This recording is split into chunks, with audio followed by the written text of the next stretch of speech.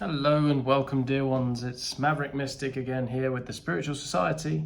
Today's reading, we're going to be asking and interrogating and receiving information as an urgent message from your guides. So there is an urgent message that wants to be communicated to you at this time. And this is what this reading is going to be about. We're going to be exploring this in a variety of different dimensions and hoping to illuminate you in your question in this moment, in your hour of need right now. So remember, it's our mission here at the Spiritual Society to help guide you to live your most aligned life. And we do this through practices such as the tarot readings here today. And so without further ado, let us begin. Take a nice deep breath now with me. Observe the cards in front of you as you sit back, relax, and allow your intuition to guide you.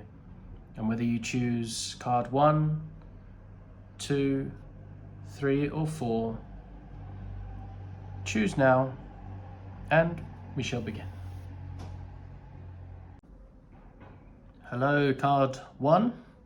Let us begin with this reading as an urgent message from your guides for you today. First, let us explore with this opening card where you are right now. What are the current energetics of where you find yourself? And we have the Knight of Cups. With this appearing in your reading here today, it symbolizes romance, it symbolizes also adventure and the pursuit of dreams. And in your present situation, I think the Knight of Cups suggests here that you're driven by your emotions, by your passions at this time. And you might find yourself deeply connected to your feelings, allowing them to sort of guide your actions and your decisions at this moment. And this card often indicates a time of emotional exploration and a sort of quest for a deeper meaning in life. And so you might be pursuing new relationships, creative projects, or a personal dream of some kind with that enthusiasm and that open heart that we have at the beginning of things. And the Knight of Cups encourages you, I think, to follow your heart and to really embrace your journey, trusting that your emotions will lead you to where you need to be. So trust in those emotions at this time. And I think you're also in a phase where your idealism, your sensitivity are your strengths really at this moment. You may find that you're more intuitive, more empathetic, and maybe able to connect with others on a deeper level. So this is a time to really allow your creativity, your romantic impulses to really flourish, I would say, and be allowed to flourish. I think your spirit guides are therefore celebrating your willingness to follow your heart and to pursue your passions, and they see the beauty in your open-hearted approach and want to encourage you at this time to continue embracing your dreams and your desires. And your guides remind you that your emotional intelligence and your sensitivity are gifts that allow you to navigate life and with a sense of compassion and a loving perspective. So a high resonance card in the opening of this reading. It also there's a sort of deeper meaning to this as well that I sense. And be mindful of balance.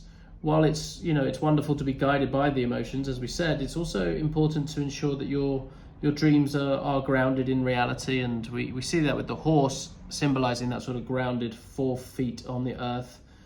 And I think your spirit guides also encourage you to pursue your passions with enthusiasm while also maintaining that sense of practicality about things. So yeah, embrace your emotions and let them guide you for sure. Pursue your dreams, your passions with that open-heartedness and connect with others on a deeper emotional level as you do so. But balance your dreams with that practical essence and ensure that they are, that they're achievable in however metric we use to measure that.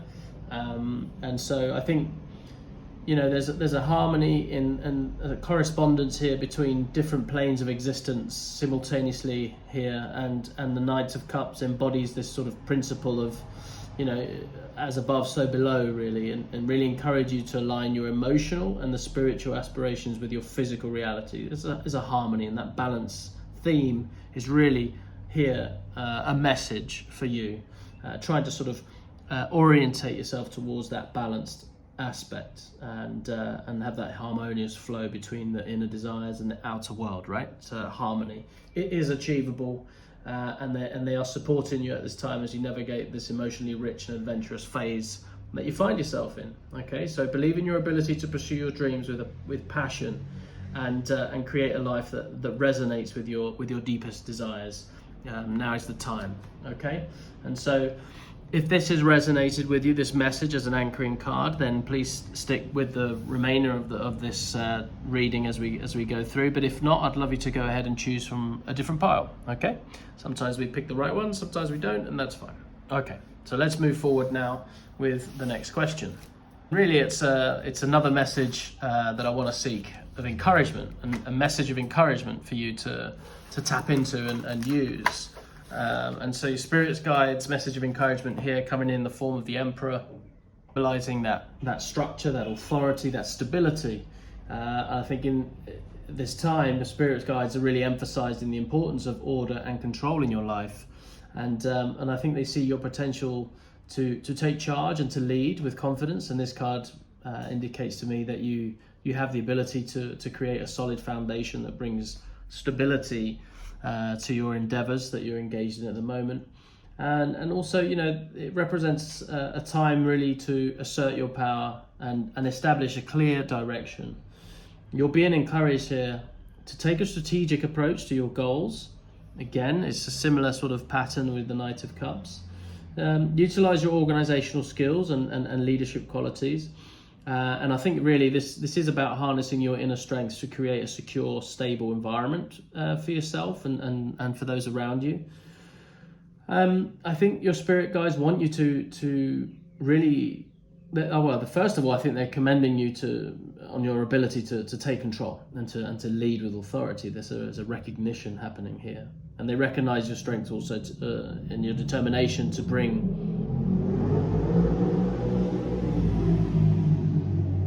that you bring to your pursuits, and they're really encouraging you to embrace your role as a leader and to use your skills to build something lasting and something meaningful.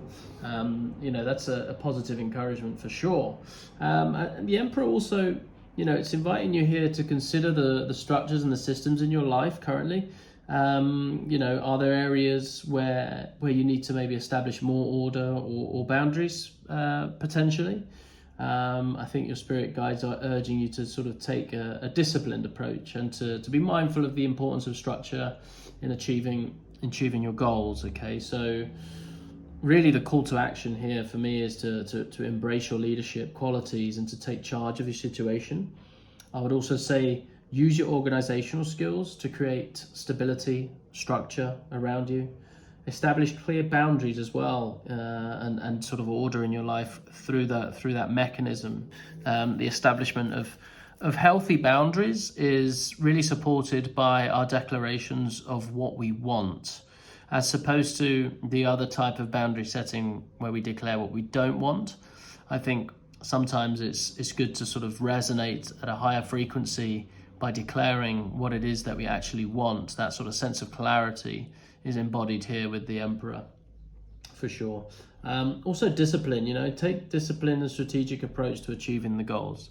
And there is a sort of element of freedom associated with discipline, and it can really create an environment, a rich environment of the things that we want, and through discipline. There's a lot of rewards on the other side of discipline. There is a correlation here to the Hermetic principle of cause and effect. That is to say that, every cause has its effect and every effect has its cause. And the Emperor really embodies the principle by really reminding you that your actions and decisions, they really create the foundations for your future. So by taking control and establishing order, you set the stage for the outcomes you desire. Okay, so it's your spirit guides are encouraging you to be mindful of the causes you set in motion.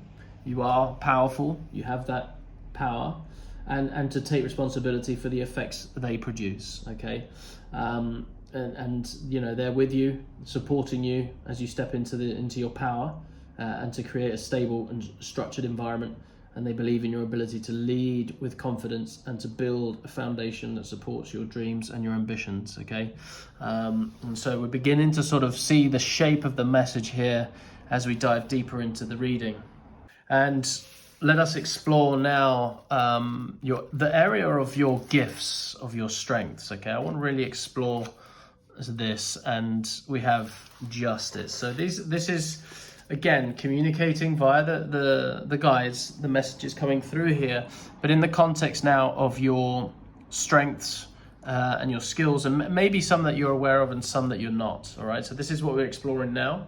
And really, what it says here about your strengths, that one of your greatest strengths is to be able to see things from a balanced perspective, right? So you're very adept at understanding different viewpoints and finding a middle ground.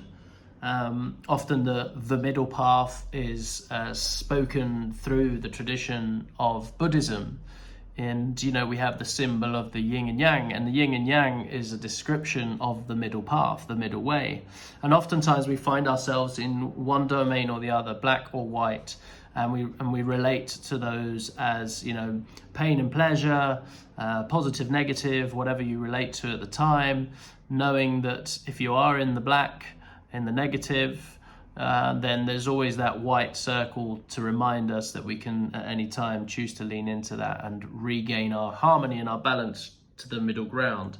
And that is a natural pattern of life. It's where is that wave form of life and time, and where is your particular waveform at this time? Is it in exerting ourselves in effort, or is it in rest, right? Is it an inhalation or an exhalation of a breath?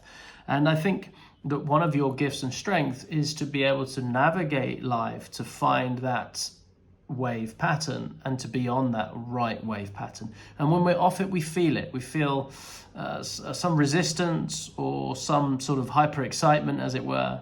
And so, navigating life in that form gives us a lot more peace and harmony in all things of life. So I think justice here also suggests that you have a keen sense of responsibility as well, and desire to see justice served. And so you are someone who strives to ensure that actions have a fair consequence and that integrity is upheld in all areas of life. There's the element of truth with this card as well. And I think your spirit guides, they want to highlight and sort of commend you for your commitment to fairness and balance. And they see your dedication to truth and integrity as a really powerful strength that guides your actions and decisions at this time. We're seeing the pattern of regal sort of command and the crown activation here. So your foresight and your higher dimension of awareness is present here. But with that comes responsibility. With that comes a responsibility to those around you. And you're aware of that, whether you're explicitly a leader or not. I think the leadership qualities is very alive in you. And I think your ability to stay balanced and fair, even and especially in difficult situations, I think is a testament to your inner strength and your wisdom. And, justice really asks you here to continue honoring your values and your principles that you have. Reflect on the importance of truth and fairness in your life and how these principles guide your actions. Have that as the orientating thing that keeps you on that middle path. Are you being true? Are you being good? Is it just? And I think your spirit guides also encourage you to maintain your commitment to these values and their foundation in your, they're the foundation of your strength and your integrity. And so, embrace the sense of fairness and balance in all situations. Continue to make decisions based on truth and integrity. Use your ability to see different viewpoints and mediate and find that common ground, that middle path. Uphold your commitment to justice and ensure that your actions have fair consequences, all right? And this really, the Hermetic principle that correlates to this is the principle of rhythm. And it really states that everything flows in and out, as I said.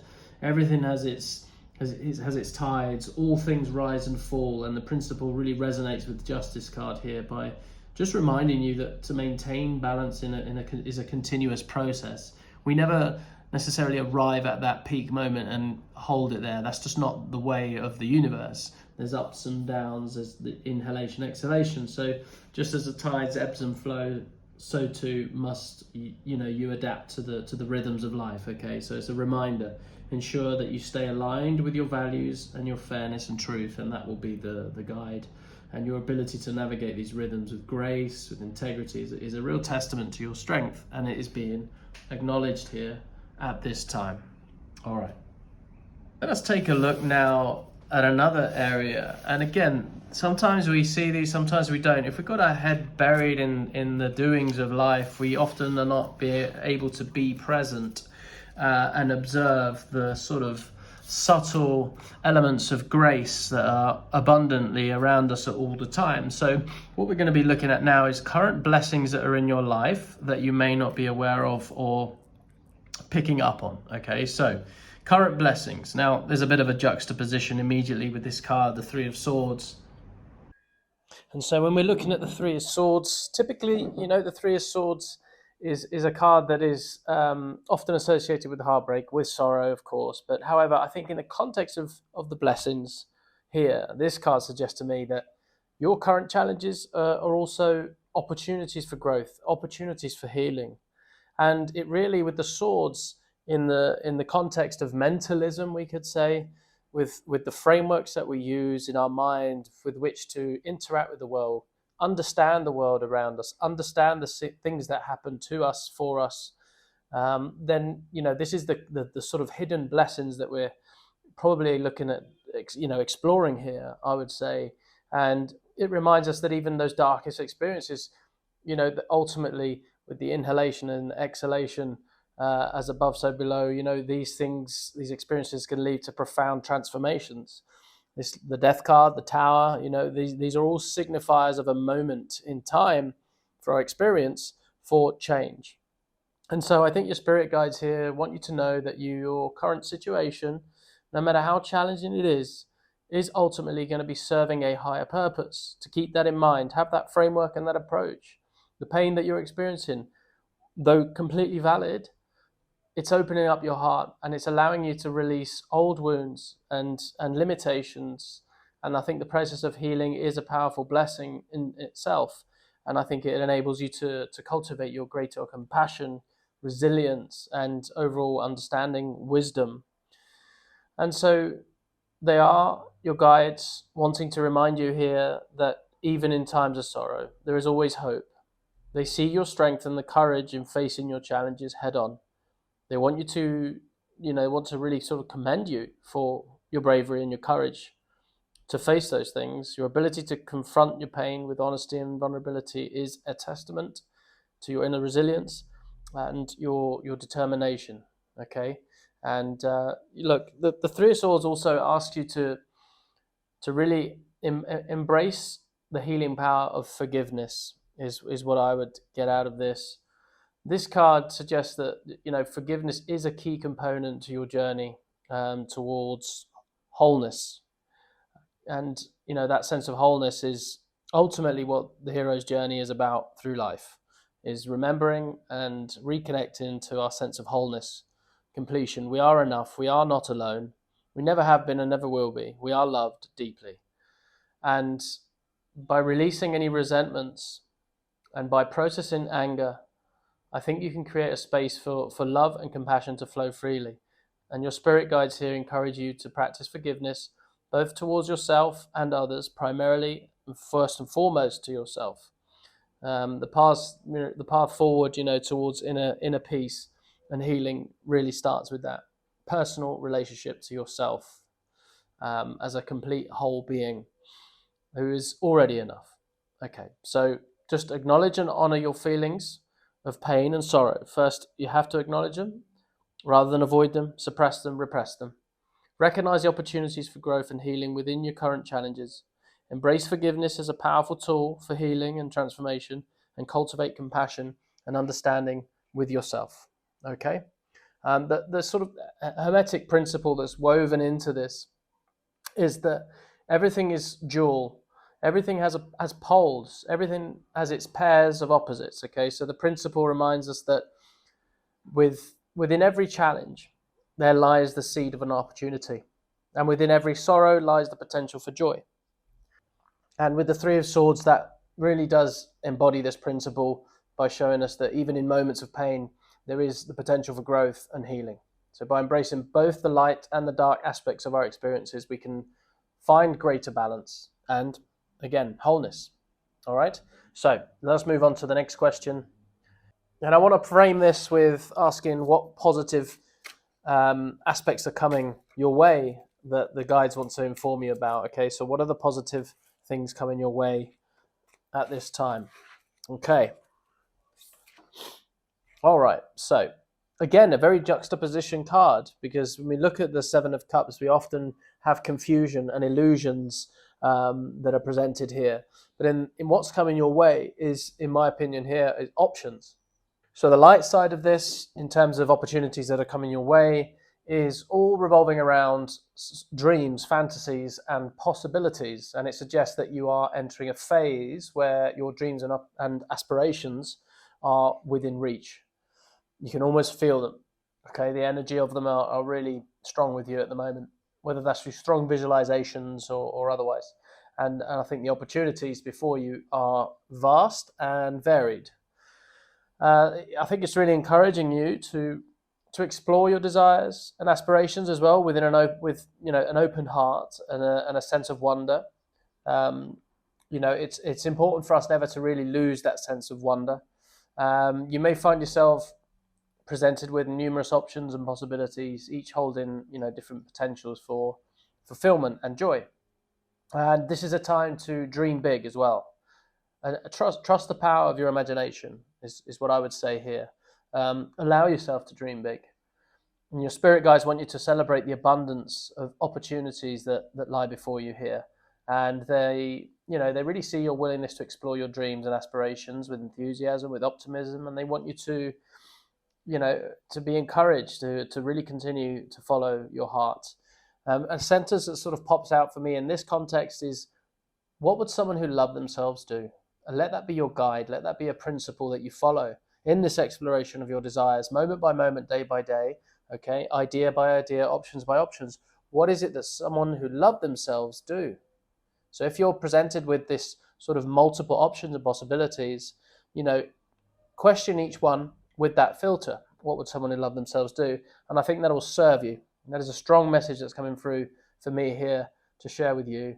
And be, in that way, discerning with those choices. So many options available. It can be easy to become overwhelmed and even distracted. But your spirit guides here are really encouraging you to stay focused on what truly matters to you, and make decisions that align with your values and aspirations. Okay, but use justice, use the sword of discernment to really organize your options and possibilities. Okay, remain grounded, and that'll serve you well. So again, just to recap there, the sort of themes I'm getting from that is, allow yourself to explore your dreams and aspirations with an open heart and a sense of wonder. Don't lose that. Trust in the abundance of the opportunities that lie before you. Be discerning in your choices. Stay focused on what truly matters to you. Align yourself to your values. What's most important to you? Balance and harmony. Align your actions with your values and aspirations to create the positive outcomes. For this one, also, I would say that there's a hermetic principle here of vibration, and what I mean by that is that everything moves, everything vibrates. That's the principle, but essentially it reminds us that the universe is in constant state of motion and change. Right? The Seven of Cups embodies the principle, showing us these ever-shifting landscapes of our dreams and desires. But for me, what it really does is remind us of the term congruence. What that is to say is that our frameworks, our mental frameworks that we use to see the world around us, when our thoughts are influenced by those frameworks of how we see the world, and then the feelings that are attached to that, i.e. the emotions that those thoughts evoke, if they're all in alignment and they stack up, and then our words, whether that's internal language and the way we speak to ourselves, or we speak to the outside world with words, spoken word, and then our actions, if all of those are congruent, in alignment, you will manifest your reality. It's just the way it works. Okay, so I think your spirit guides are really encouraging you here to be mindful. Okay, be mindful that the resonance, the vibration of your physical body, based on the emotions invoked by those thoughts and the framework that you use to see the world, that vibration is a signal that you're sending out to the world that will attract the opportunities, dreams, and desires and possibilities into your reality. That is in your power. That is in your hands. It's in all of us. It just takes a little encouragement sometimes, and I hope that this reading so far is offering that encouragement and even that reminder if you're used to doing this already. All right, let's shift gear a little bit, okay? So we're going to look for some guidance, some direction in the next sort of series of cards, okay? So let's just take some general advice, okay? Listen, advice from the spirit guides, what they want you to know. Okay, so we have Ace of Pentacles, symbolizing new beginnings, opportunities, potential for material and financial abundance. And it sort of goes on the back of this, what I was saying about the congruence, creating your reality in the material world.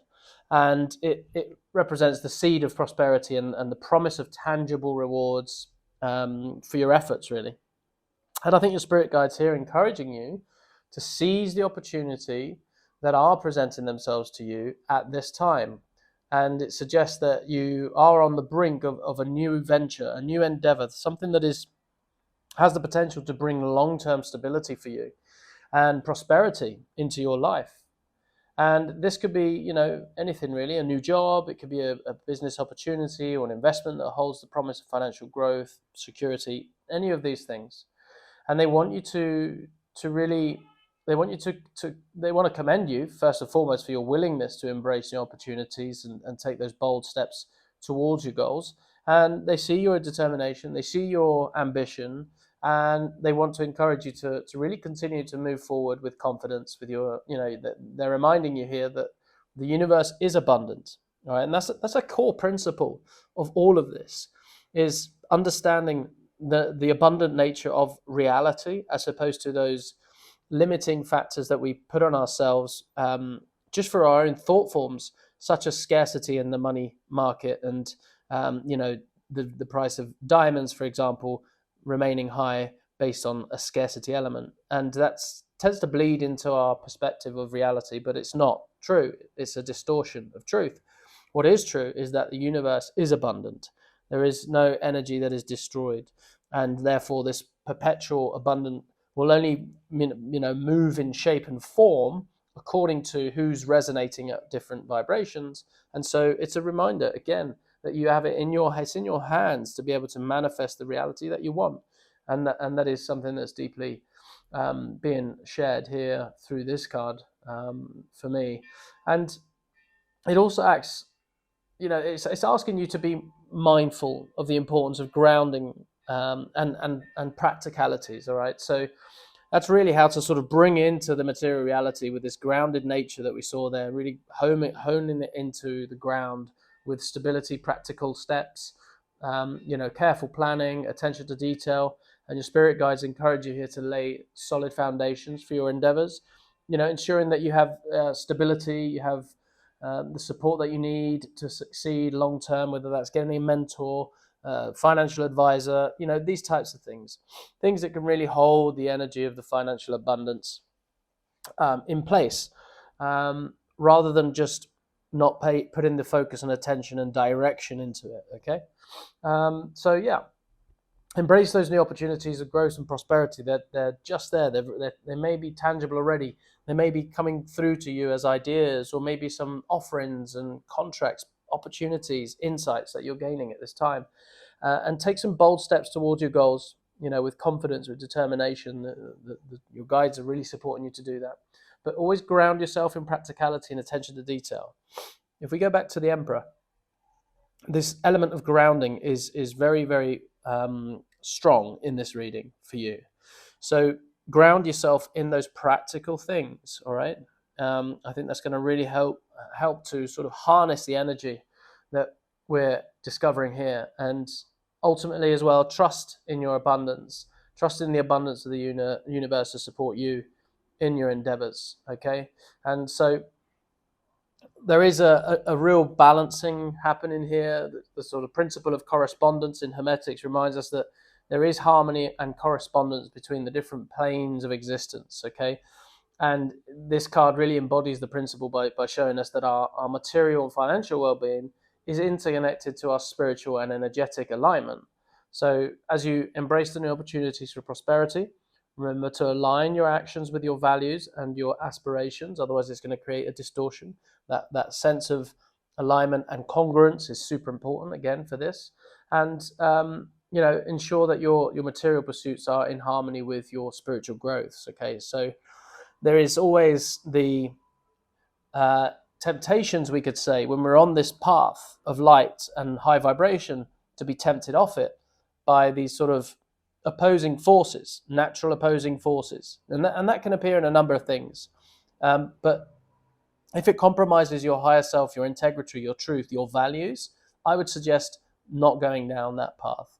So long as it's congruent with your highest values and your truth, then that is the right path. And use that to discern. This is what I'm saying about discerning with the sword. Discern that in the many opportunities that are coming your way. You have an abundance of opportunities coming your way at this time. So let us now ask another question. And in fact, what I want to do is actually burrow a little bit deeper into these here as opportunities. So we're going to sort of explore what opportunities in a little bit more detail in the context of that here. And we have the Chariot. And I think in the context of these opportunities, ultimately what's being expressed here for me as a message is that it's in your hands, your willpower, your determination. And it suggests that you're entering into a phase where you have, really the opportunity to take control of your destiny and achieve your goals through sheer determination and focus. The North Star represented on the crown here is an indication of a guiding principle, a guiding goal or objective. Okay, so being able to articulate that is one of the first things to focus on. And often when we do that, anything that doesn't align with it, any options that come our way that are not in alignment with that, will just fall by the wayside, and it would be like you're plowing through the water, as it were, focused to determine to get the ship where it needs to go based on the North Star. And it indicates also that I think you're ready to move forward with confidence and determination. You have a clear sense of direction and purpose already bubbling under the surface, if you haven't expressed that already and captured it. But I think also you're willing to overcome any obstacles that stand in your way. And it's a time for great momentum right now for you and progress. And where you have the opportunity to achieve significant victories in both your personal and professional life. Okay, so the moment is right for this. And I think your spirit guides want to commend you also for your determination, for your willpower that you've shown. They see your sort of unwavering commitment to your goals and your dreams, and they want to encourage you now to continue to move forward with confidence. Your guides remind you that you have the strength, you have the resilience to overcome any challenges that may arise on your path to success. Okay. The Chariot also, it reminds you to be mindful of the importance of balance and self-discipline. Okay, while it's important to pursue those goals and with passion, determination, it's also important to maintain a sense of equilibrium to avoid becoming sort of consumed with ambition. All right, it's like an elixir that can be quite intoxicating. So just be mindful of that. We often use words such as burnout, okay, to sort of describe when we don't get that balance quite right. And they're encouraging you to harness the energy of the Chariot in a balanced, in a disciplined manner. So that could be, for example, making sure you schedule in intentional rest periods in this coming moment for you, in this coming phase for you. Okay, so don't neglect it. Don't expect to get away with you not meditating or not taking time to exercise, to rest properly. If you don't have that balanced approach to this, it's gonna, the wheels are gonna fall off the wagon, as it were, and so be mindful of that. Okay, so really embrace the opportunities for victory and success that lay ahead for sure, but move forward with confidence, determination, knowing that you have all the strength to overcome the obstacles based on your experience, but maintain balance and self-discipline as you pursue your goals. Okay. Trust in your ability to achieve your dreams through sheer willpower and focus. You have that potential here. That's what's being manifested for me. And look, in terms of the Hermetic principles woven into this, I would say that cause and effect are at play here. And for every action it has a corresponding reaction. And the Chariot really embodies the principle by showing us that your determination and willpower can lead to significant victories and achievements. So as you move forward on your path, remember that your actions, they have consequences, of course, and that your efforts will ultimately lead to the fulfillment of your goals, okay? When we're going for those goals, taking them from ideas in our brain, in our thought patterns, and how those thought patterns invoke feelings, into speaking it, into writing it down, into then taking bold action towards them, the materialization of it can sometimes take its time because it's so dense to form all that matter, of ideas into a solid representation. For example, if it's a home that you're currently working to manifest and create in your reality, a particular home, when you start thinking about it, when you start imagining it, when you have it as a vision, when it invokes certain feelings, how does it feel to get up in the morning to those nice warm tiles as you step outside, the warm breeze, the cup in your hand of coffee, the pool, how does it sound, are there birds, etc. When you start to do that and you feel it, you resonate at that frequency, then your words and actions must follow. Otherwise, the manifestation doesn't happen. So the Chariot is a reminder. It's telling you, look, follow through, take action, bold action. Opportunities are there, but you've got to follow through them. Okay? All right. Let's look now. Another card is the path forward, the next steps on your journey. What does it look like? The next steps. What steps to take? What does it look like? Okay? That's what we're looking at now. Wow. Okay. Well, look, the next step for me, if you haven't done it already, is to articulate your North Star. Often people call it the why, but this is the grand vision. What are you moving towards?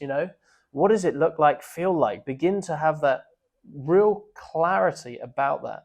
And once you do, then it's mounted on the Chariot here, and you're striving forward with daily actions and intentions that are congruent with this. So the path ahead, as well as articulating that, this card is a reminder. It's hope, it's belief, right? It's optimism, and it's telling you to lean in from a spiritual perspective, that you are being guided right now, and to trust that, lean into that, and move forward. It's a beacon of light, right? And your spirits are here also, I think, want to remind you that you're never alone on your path. It may sometimes feel that way. They see the light of hope and inspiration is within you, and they want to encourage you to really trust in your inner guidance. Your guides are here to support you every step of the way, guiding you towards a future filled with love, filled with joy, filled with abundance. This is a card of abundance as well. And it also asks you to release any doubts or fears that may be holding you back, okay? So every time when we're in this process of manifestation and moving towards a material reality that we want for ourselves, and every time that we doubt that we'll get that, it's kind of just sets us back a little bit. So it's like 3 steps forward, 1 step back. And so it's just encouraging you to, you can accelerate this whole process with a deep seated belief that the guides have got you, the universe is at your back. Okay, trust in yourself. You have everything that's needed to accomplish what it is that you want to accomplish. Okay, and there is also woven into this a sense of healing and renewal. And this could be also in the context of those challenges and those experiences that you had or are having, that know that the healing is just around the corner. Renewal, something new, a new project is there for the taking as well. And so take solace in that, okay? And again, it's the law of correspondence here, reminding us that, there is harmony and correspondence between different planes of existence, and the star really embodies this principle by showing us that your inner light and guidance are reflections of the divine wisdom of the universe. So as you connect with your deepest desires and aspirations, remember that you are aligning yourself with the highest vibrations of love and abundance. If you hold love and abundance as a vibration, remember what I said about being discerning with the question, what would someone who loved themselves do? That is also being repeated here. What would someone who loved themselves do? Can invoke quite a lot of emotions, energy and motion. So be ready for that as well. But ultimately, you're essentially getting your entire system to vibrate at the frequency of love, which is high, high vibration. And in doing so, we'll begin to really shift the ground beneath you and attract all manner of opportunities and possibilities that we're seeing, hinted at in the reading here today. All right. So, let's have a look at next one. We're going to look at some hidden support. Maybe there's an unseen support from spirit guides, something that's in the subtle realm, we could say. So what type of hidden support is out there for you to just be mindful of, for you to tap into, if you will? And we have a very abundant card, 10 of Cups. And it is telling me that you are surrounded, okay? You're surrounded by love and support, even if you may not always be aware of it, okay? It indicates that your emotional needs are being met and you are experiencing deep sense of contentment and happiness in your relationships. This card often appears when there is a strong sense of connection and unity within the family or community, and you are surrounded by people who love and care for you and who are dedicated to your well-being. The things that are being said of you in rooms where you are not is very positive and encouraging. And there is a lot of love there. I sense there is a lot of love there. And, your guides want to remind you that you are never alone on your journey. And they see the love and support that surrounds you. They want to assure you that you are deeply cherished and valued. And so also the 10 of Cups asks you to appreciate the blessings in your life and to express the gratitude. And obviously we said earlier that some of the more painful experiences have those hidden blessings, and this is just mapping over that really and onto that and just reminding us again, express gratitude for the love and the support that surrounds you already, but also in the simpler things. Okay, just acknowledging certain simple things in your everyday life, gratitude for being able to smell a rose, anything like that. The basic things can ground you into that sense of abundance, but also that sense of gratitude. All right, so there's a reminder to do that.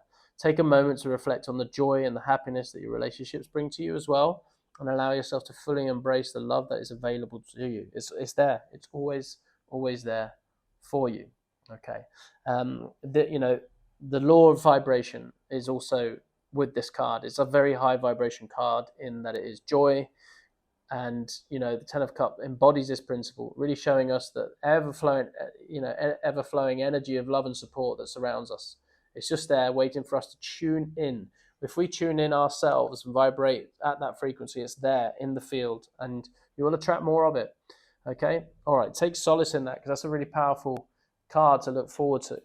All right, we're going to shift gears again now, and we're going to be looking at sort of aspects of integration, and we're now looking into the domain of wholeness. Okay, so we've been looking at a little bit of shadow, maybe some blind spots, some aspects of the self that you may not be aware of, or if you are, may not be wanting to integrate for various different reasons. But we're going to look at that now. And so the shadow self, aspects of the shadow self that need attention. All right, let's look at that, aspects of the self that need attention at this time. Okay, well, the Nine of Swords.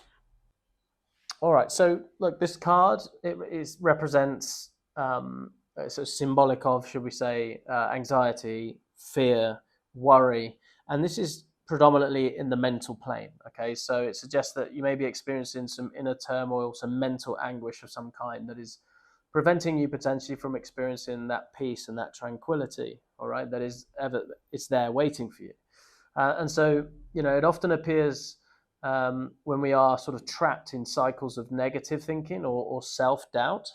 And it may indicate that you are, allowing your fears and your worries to sort of consume you somewhat and leading to those feelings of despair and hopelessness. And it's inviting you to explore the root cause, I think, of your anxiety and to confront the shadows that lurk within the subconscious mind. It's not easy to do, but with the love and support that's around you and the encouragement that's coming your way, I think a real introspective journey into that root cause is going to really serve you well. And your spirit guides here want to reassure you that you are not alone in your struggles. Okay, they see the pain and the anguish that you are experiencing at times, and they want to offer you comfort and support during this challenging time. Okay, so we are, the guides are aware of that challenge. It's not like everything's rosy. They understand and acknowledge that. But a full acknowledgement is important at all levels, and they're encouraging you to confront these shadows with compassion and understanding, knowing that healing begins with awareness. And sometimes we can approach our awareness to the shadow aspect from an intellectual capacity, from a spiritual capacity, from an emotional, many different ways to approach it. However helps you to really admit it and grasp it, but awareness. If you can arrive at increased awareness about root causes, that is going to really, really serve you. Okay. And look, it's the principle of mentalism here, the all is mind, reminding us here that your thoughts create your reality. And so, in the thing that we've explored here so far with this abundant, opportunity-laden place, where it's encouraging you to find that North Star and really be discerning with all the options that are coming your way. The limiting factor in all of this is the mental frameworks that you approach, because our thoughts will create our reality eventually. Okay, so if our thoughts are negative, we're going to have a negative vibration. Our words are going to be negative, our actions are going to be negative, and our created reality is going to be negative. Without moralizing right, wrong, good, bad, just purely from a vibrational standpoint. Okay, and so being able to go in there with compassion to the subconscious and explore this is going to allow you to come back with a renewed framework of how to observe the world around you. And that's the beginning, that's the shift, awareness, and how you currently have your real reality of maybe what happened in the past, and the stories attached to that. If we can separate the story from what happened, that is the beginning of being able to look at it from a different perspective. And from there, we begin to create a new reality, because we see things from a different perspective.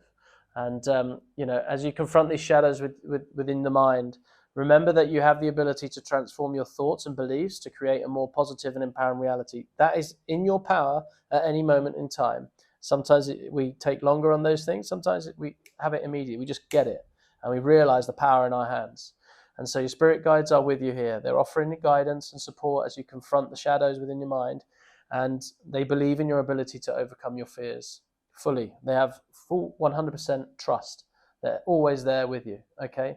And so, we're going to look now a little bit about the healing process, because once we go there into the shadow, into the cave, confront the dragon, this big, beastly truth that we may not want to face in the past. Once we go there, we get a reward, and then the integration period begins. How do we begin to integrate the insight that we gain from facing our dragons like that? What is the reward? And the reward here, we see the Page of Pentacles. It signifies, new beginnings, and it's your own journey towards your inner and outer harmony. Again, that theme throughout the reading, harmony. And this card represents that early stages of a transformative process where you have the opportunity to integrate new perspectives, new beliefs and practices into your life in a holistic and in a healed way. Also, don't be wedded to your beliefs is something that resonates for me here. Don't be wedded to your beliefs, meaning that you are not your beliefs. Okay, we carry a set of them around with us, throughout different phases of our life, and oftentimes we pick them up from others. And it's okay to put them down. It's okay to pick up new ones. Just be aware of those beliefs, in particular those internal mind constructs, the limiting beliefs that keep us limited. Be aware of those, and allow yourself to let them go. They are not you. Therefore, allowing your beliefs to die is not you dying. Okay, but a lot of people have attachments to their beliefs, and it causes a lot of pain, stress, and confusion. I think here you're being presented with a chance to really explore new ways of nurturing your physical self too, also your emotionality as well as your spiritual. So again, a holistic approach. And the Page of Pentacles encouraging you to approach this journey with a beginner's mindset, open to learning, open to new discoveries. And I think this could involve exploring alternative healing modalities, adopting a healthier lifestyle habits, delving into practices that bring you a sense of groundedness, a sense of stability also. And look, your spirit guides want you to, they want to commend you here for your willingness to really embark on this journey of healing and integration at this time. They see your openness to new ideas and experiences, and they want to encourage you to really continue to explore ways to nurture and to support yourself at all levels. Your guides remind you that every step you take towards healing and integration brings you closer to wholeness, to well-being, and this is an invitation. The Page of Pentacles is inviting you here really to be patient, to be compassionate with yourself as you navigate the process of growth and transformation. Healing is a journey, and it's not a destination that we necessarily arrive at per se, and it requires time, it requires effort, self-reflection, and your spirit guides encourage you to really trust your ability to integrate new insights and experiences into your life, knowing that each step forward brings you closer to alignment, closer to harmony and balance. Okay.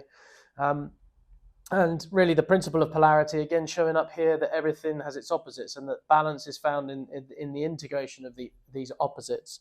It's those paradoxes that we sometimes struggle with, that actually being able to hold the paradox is the message in any paradox. And the page here really embodies a principle of encouraging you to integrate new perspectives and practices into your life. And in those new practices, such as shadow work, it's encouraging you to really honor both the light and the shadow aspects of your being, finding the balance and harmony and integration in that. It's being able to hold the paradox is the key.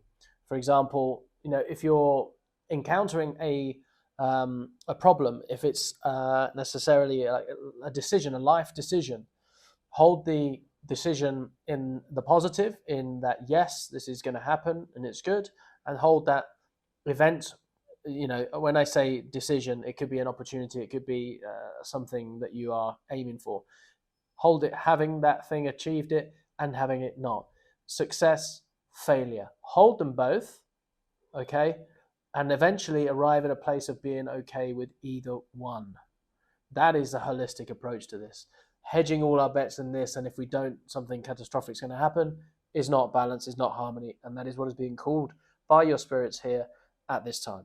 Okay, so let us explore now overcoming challenges, how to overcome those challenges. What are the guides wanting you to know when it comes to overcoming challenges? Okay, so we have the Five of Swords. So, emerging out of it victorious despite the challenges is what's represented here, despite adversities that you may be facing as well. And this card really depicts a scene of conflict and tension, but it also carries a message of resilience and strength at the same time. And so it suggests that you have faced obstacles and opposition in life, and you have the inner fortitude and the determination to overcome them. And so the Five of Swords really invites you to reflect on the battles that you've fought, okay, and the lessons that you have learned along the way. And I think it acknowledges the struggles that you've endured and the sacrifices that you have made, possibly. But it also celebrates your ability to rise above the adversity and assert your power. Okay, so the spirit guides want you to really, understand that your resilience and your strength is what's being acknowledged here. They see challenges that you have faced and the courage that you've demonstrated in overcoming them. And your guides want to remind you here that you're stronger and you're more capable than you actually realize in some levels, and that you have the inner resources to overcome any obstacles that come your way. All right. So it's also asking you to consider the impact of your actions on others. Okay. So we can't expect things to go necessarily well if we're just blazing trails like the Chariot often does, leaving a wake of destruction sometimes.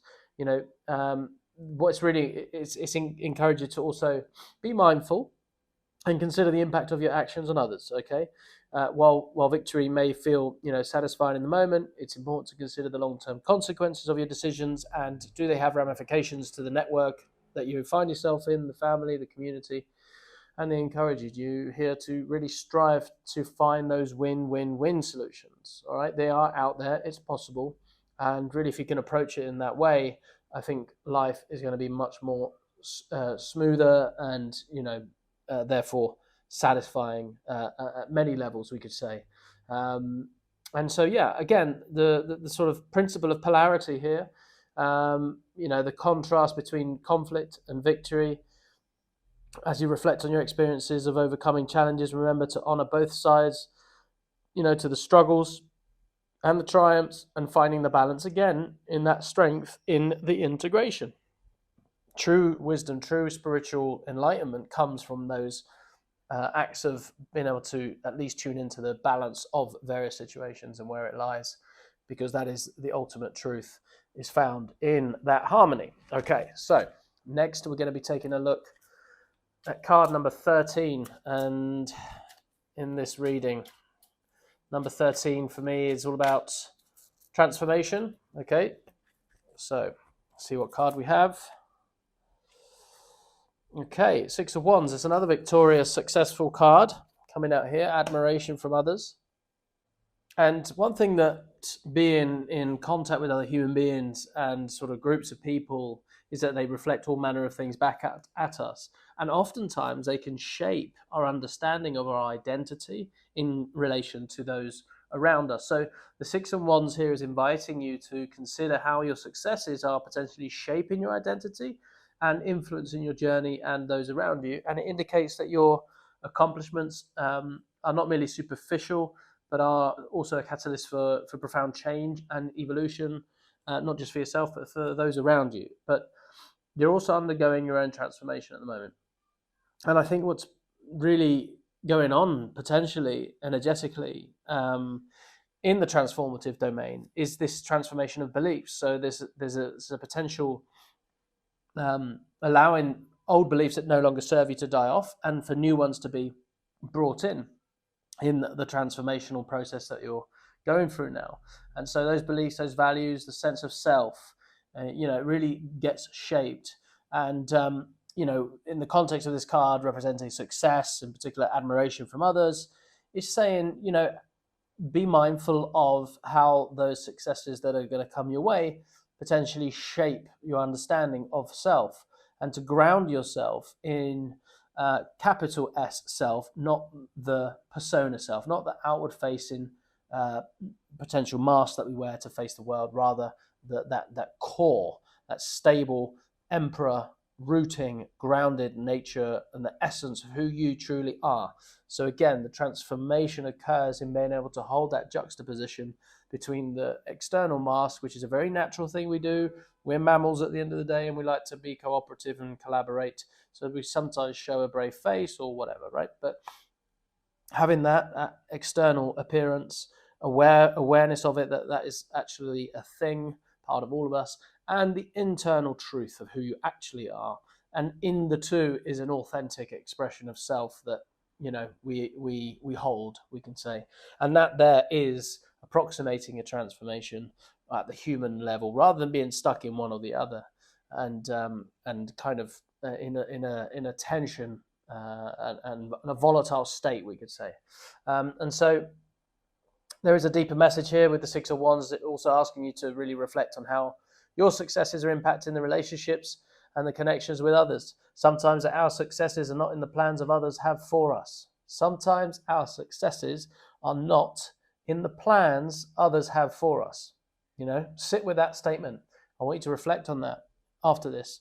Is there anyone in your life that, may not have said this, and typically people don't when they have this, but, your successes may highlight things that they don't want to see about themselves, and therefore, be mindful of that. It doesn't say curve who you are or don't be who you are. Be mindful of it. Be aware. Okay. Be masterful when it comes to speaking your truth. Sometimes people don't deserve to hear your truth. They just simply haven't earned that level of trust. Okay. So be mindful. Be discerning. Okay. Again, principle of polarity is live and well with this one, reminding us that everything has its opposites, and balance is found in the integration of these opposites. This is a resonating message that is coming through this reading for me today. And so I want to cast a long-term look ahead, a vision, if you will, for you. Okay, so we have the 10 of Wands. The archetypal word that comes out of this card is burden. Now, look, I want you to have an approach to this word and this burden. You see, using biblical terms to approach this. So to get my message across here, um, Jesus Christ with the burden of the cross, that was a noble burden, and it was much sacrifice entailed. And so in this context of the vision looking ahead, there are going to be moments where your visions that you're going to articulate for yourself with clarity and pursue them systematically, meticulously, will carry with them elements of sacrifice and burden, and you will feel that. And one has to be prepared for that. But when it's a noble burden, we call that a noble struggle. Suffering is not the same as struggling. Suffering is optional. Suffering is knowing that your true self wants to take you right, but for whatever reason, you're compelled to go left for monetary reasons, for societal pressures, conformity, whatever it may be. That is suffering. And that's a choice. We sometimes make those choices. But not having awareness of it, not being honest about that, is what keeps us stuck, is what keeps us suffering. A burden is different. A burden is, you're carrying the weight of responsibility for something noble, all right? And doing that with eyes wide open is what prevents resentments. And so if we can do that, have a clarity about, look, these are the sacrifices that I'm choosing to make, and I'm okay with that. We will then be able to shoulder the burden, and quite a lot of it, actually. And that in itself can be very inspirational for others, for ourselves. It can give us an untold amount of meaning. And so I'd like you to really tune into that distinction made with sacrifices and burdens. And it can be an incredibly rewarding experience to do that. With this card, I'm also reminded that these burdens, though noble, though important, and though, are going to give you rewards, they are going to be burdensome. And so pay attention to your physicality, but in particular, tune in to the rhythms. And this is another Hermetic principle, rhythm. Everything ebbs and flows, inhalation, exhalation. There is a rhythm to life. And so when we burden ourselves, we cannot be burdened all the time. There has to be a relief period, a healing, rejuvenation, put it down, delegate tasks if we have to. But ultimately, so long as we're moving towards the North Star that we've declared to be our true North Star, and then we pick up the load and we go again. We rest, we pick up, we go again. If you strike that balance well, you're going to be in a wonderfully attuned rhythm to life, the ebbs and flows of it. And it's going to be a much smoother ride overall, okay? And those ebbs and flows, the peaks and troughs, are not going to feel so dramatic. It's going to be an easier ride, we could say. All right, so that's a big message coming through there for your guides as a sort of vision forward as you begin to really articulate where it is you're going and the burdens that are going to come with that, and the perspective and the frameworks that we use to see those burdens with. And so now we've arrived at the time in the reading where we're going to reveal the final card. And this final card is the final message for you to take from all of this here today, from your guides. And it is the Knight of Wands, the Knight of Wands, okay? This confident, passionate, adventurous energy. And it represents a bold and a courageous energy of adventure. And it really is a spirit that is eager to explore new horizons and embraces life's opportunities with enthusiasm, and it suggests that you are entering that phase of inspired action. Okay, this is the phase that you find yourself in at the moment, and it's being acknowledged. A forward momentum where your passions and creativity propel you towards exciting new ventures, and the Knight of Wands is inviting you to embrace your inner fire, to pursue your dreams with determination and zeal. This time is a time to take bold risks and seize the opportunities that are coming your way, okay? Trust in your intuition. Follow your heart. What would someone who loved themselves do? Knowing that the universe is really conspiring to support you on this journey. The more clearly you can articulate that, the more so. And so, look, the spirit guides here want you to ignite the flame of passion within you, and they're encouraging you to pursue your dreams with unwavering determination, okay? So see the potential for greatness that lies within you. They want to remind you here that you have the power to manifest your desires through those bold actions that we mentioned, that fearless exploration of possibility. And your guides are here to cheer you on and every step of the way, and reminding you to really embrace the adventure of life with open arms and especially an open heart. All right. And so, yeah, take that message to heart. It's the truth. And be bold in your actions, be courageous, and that will bring this reading to a close. I hope that this has resonated with you. If so, please drop a fire in the comments. Drop a fire in the comments. Let me know that you are claiming this reading for you. It's been an absolute pleasure and an honor to be of service to you here today. I'm Maverick Mystic, and I look forward to doing this again sometime soon. Until then, take care. Hello and welcome in card number 2 to this your reading. This is an urgent message from your guides. And so we're going to begin by first understanding where you are at right now. This card that you have chosen, please use it as a sort of way of tuning into the energy of the reading and whether this is relevant to you at this time. Okay, so if it's not, I'd love you to go ahead and choose from a different pile. And so let us begin. So the Seven of Swords, it represents that in your current situation, there may be feelings of deceit, maybe some trickery going on, or even betrayal at this time. But it could indicate that someone in your life is not entirely honest with you at this moment, or that you're maybe dealing with a situation where you feel the need to sort of be cautious, guarded in some way. This card is really encouraging you to assess your surroundings carefully and to trust your instincts at this time. It may be a time to be wary of those who may not have your best interests at heart, basically, and to take the steps to really process yourself, or to protect yourself, I should say, from these potential deceptions or manipulations at this time. You know, despite the challenges presented by the Seven of Swords here, I think your spirit guides want to remind you that you have the strength, you have the wisdom to navigate through this situation at this time. They encourage you to trust your intuition and to listen to the inner voice that guides you towards truth. And while it may be tempting to sort of confront the situation head on, your guides are advising you here to proceed with caution and to consider your actions carefully. Remember that you have the power to protect yourself and to make the decisions that are in alignment with your highest good. So the Seven of Swords also invites you here to reflect on any patterns of deceit or dishonesty that may be present in your life, in any walks of life, in any areas, should I say, of your life. And there are areas where you're being sort of dishonest with yourself potentially. Investigate that with an open heart. Are there unresolved conflicts or maybe some hidden agendas that need to be addressed?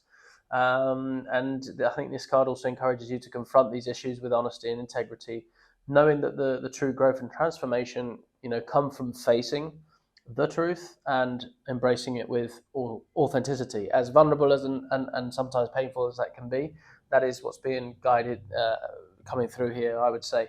Trust your instincts and intuition navigating through the situation. Proceed with caution. Consider your actions carefully. Reflect on any patterns of deceit or dishonesty in your life, and confront issues with honesty, with integrity, embracing authenticity.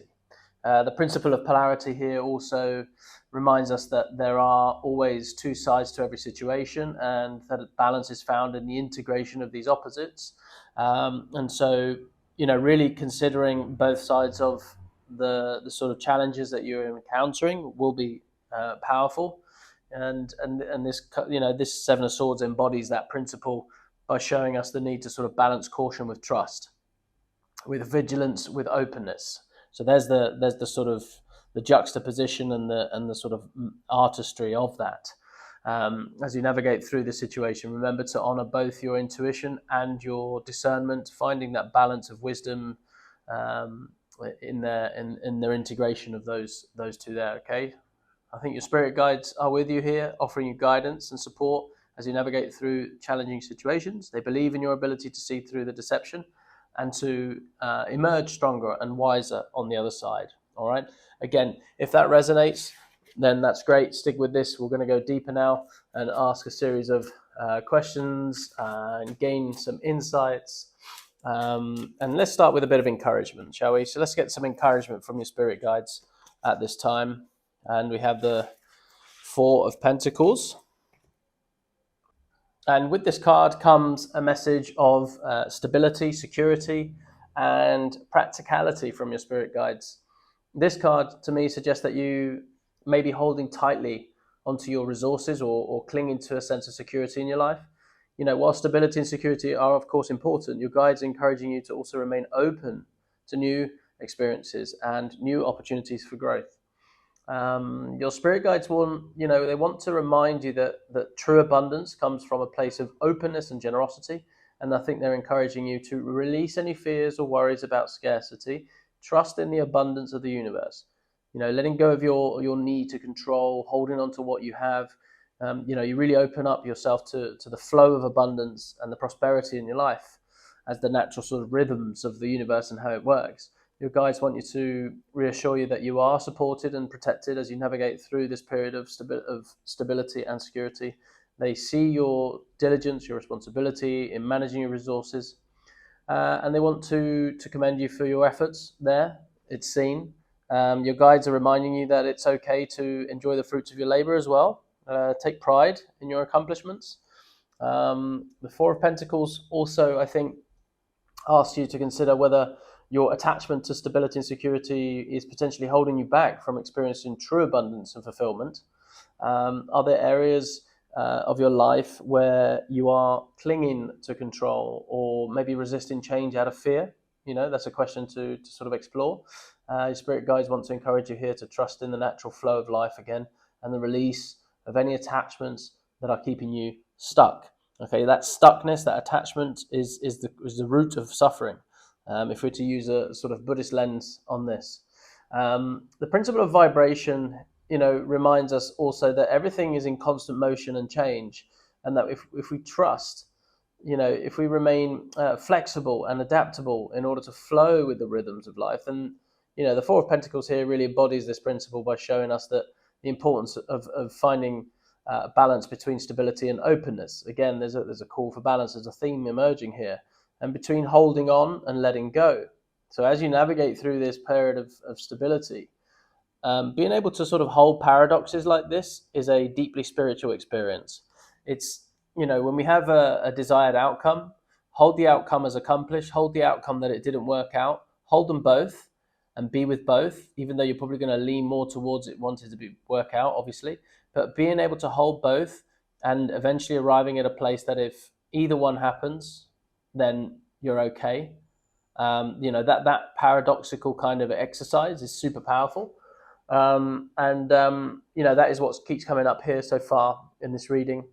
You're really finding that balance between stability, openness, between holding on and letting go.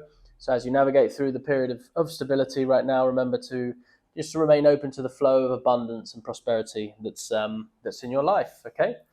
All right. Let's move on to let's have an exploration of your gifts, your strengths. What strengths you possess that can really help you at this time. Okay, so let's have a little exploration into this. And we have the King of Swords.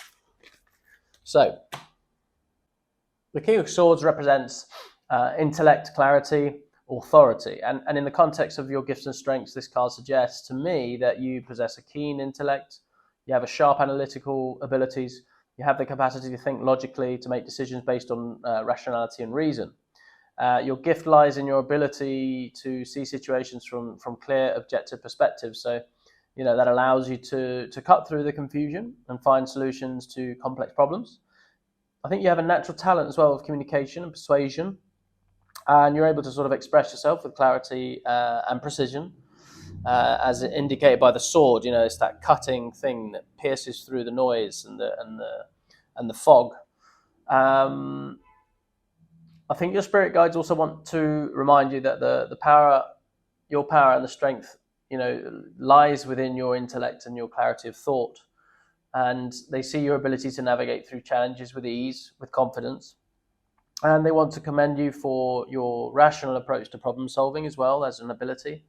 And they're encouraging you to trust in your own wisdom as well and your own judgment, knowing that you have the capacity to make sound decisions, to lead others with authority and conviction as well. Remember to embrace your gifts and strengths, with confidence and knowing that they are a valuable asset that can help achieve your goals. Okay. I think the King of Swords also asks you here to consider how you can use your gifts and strengths to serve others, to make a positive impact in the world. And I think there are there any opportunities for leadership or mentorship where you can share your knowledge and expertise with others around you?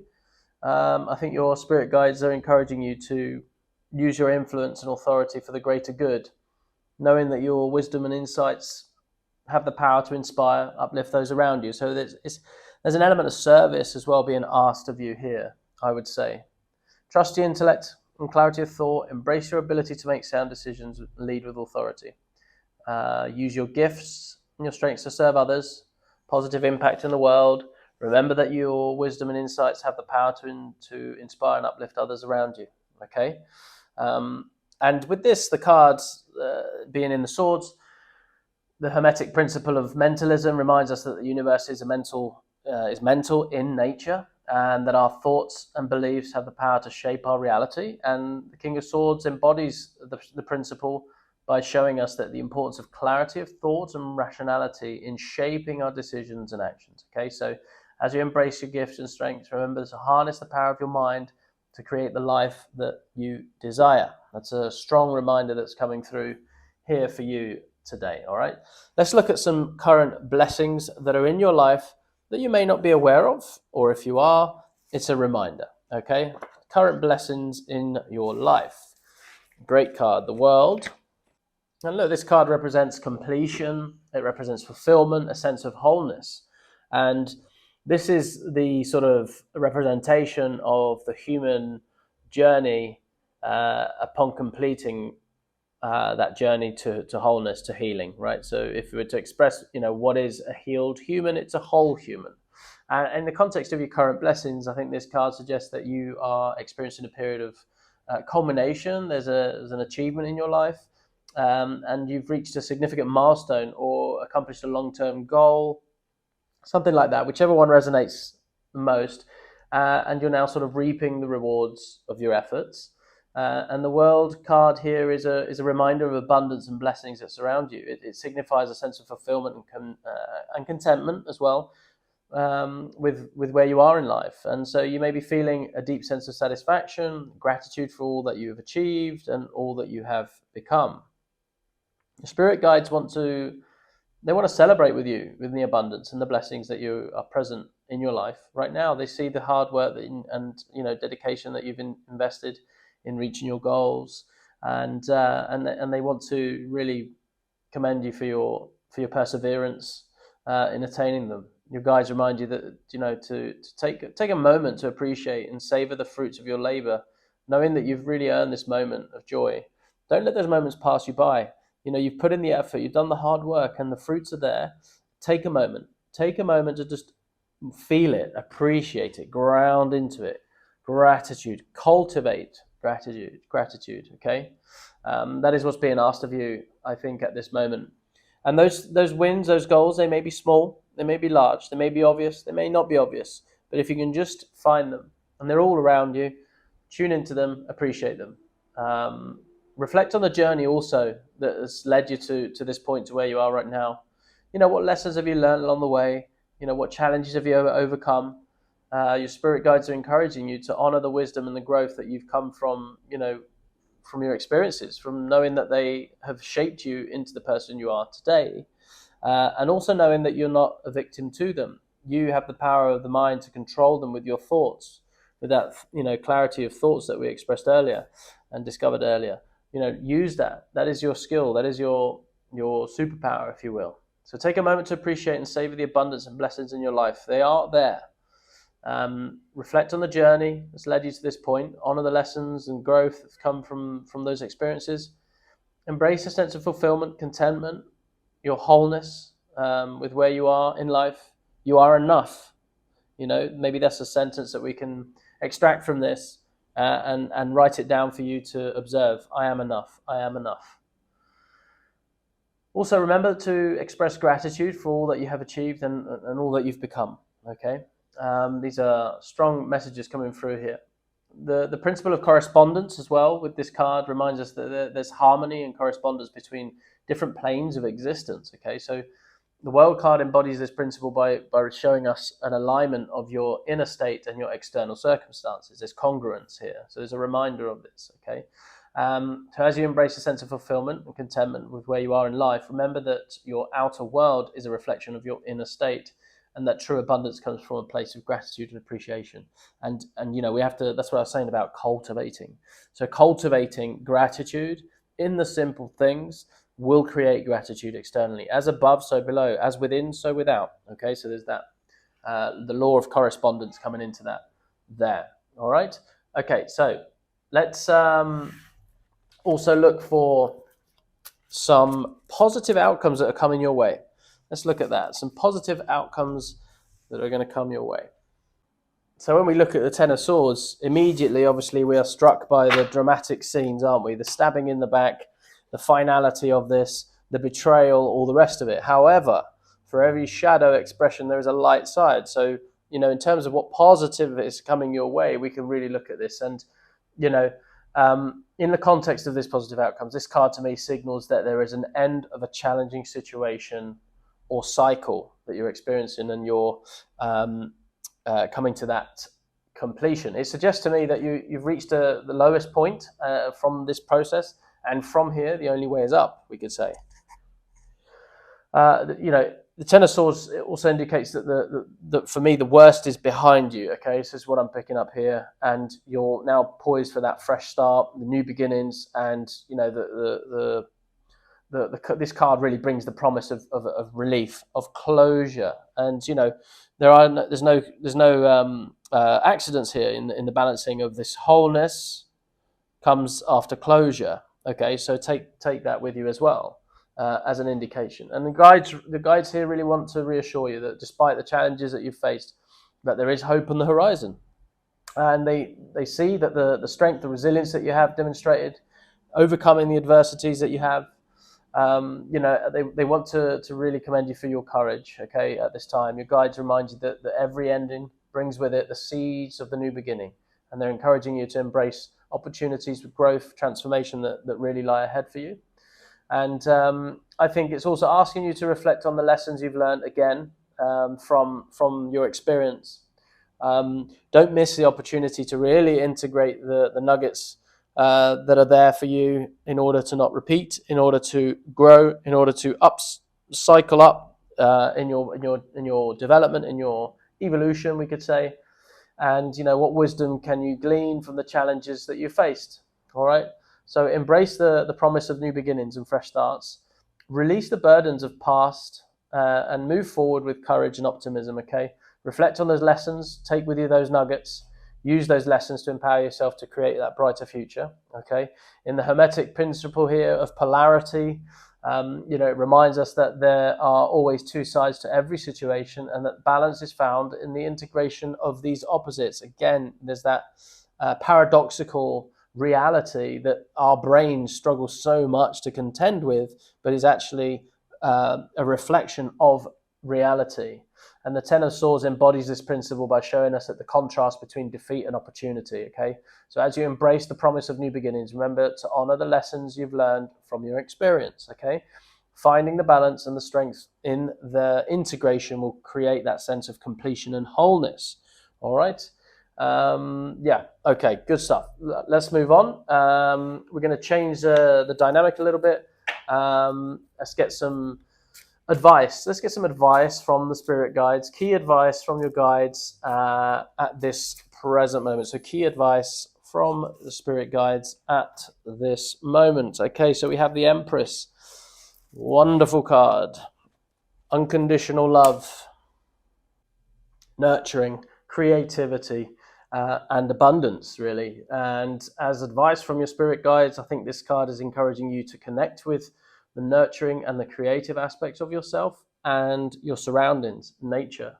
I think it suggests cultivating that sense of abundance that we had explored with the Four of Pentacles here, and the idea of abundance and prosperity, and also creativity.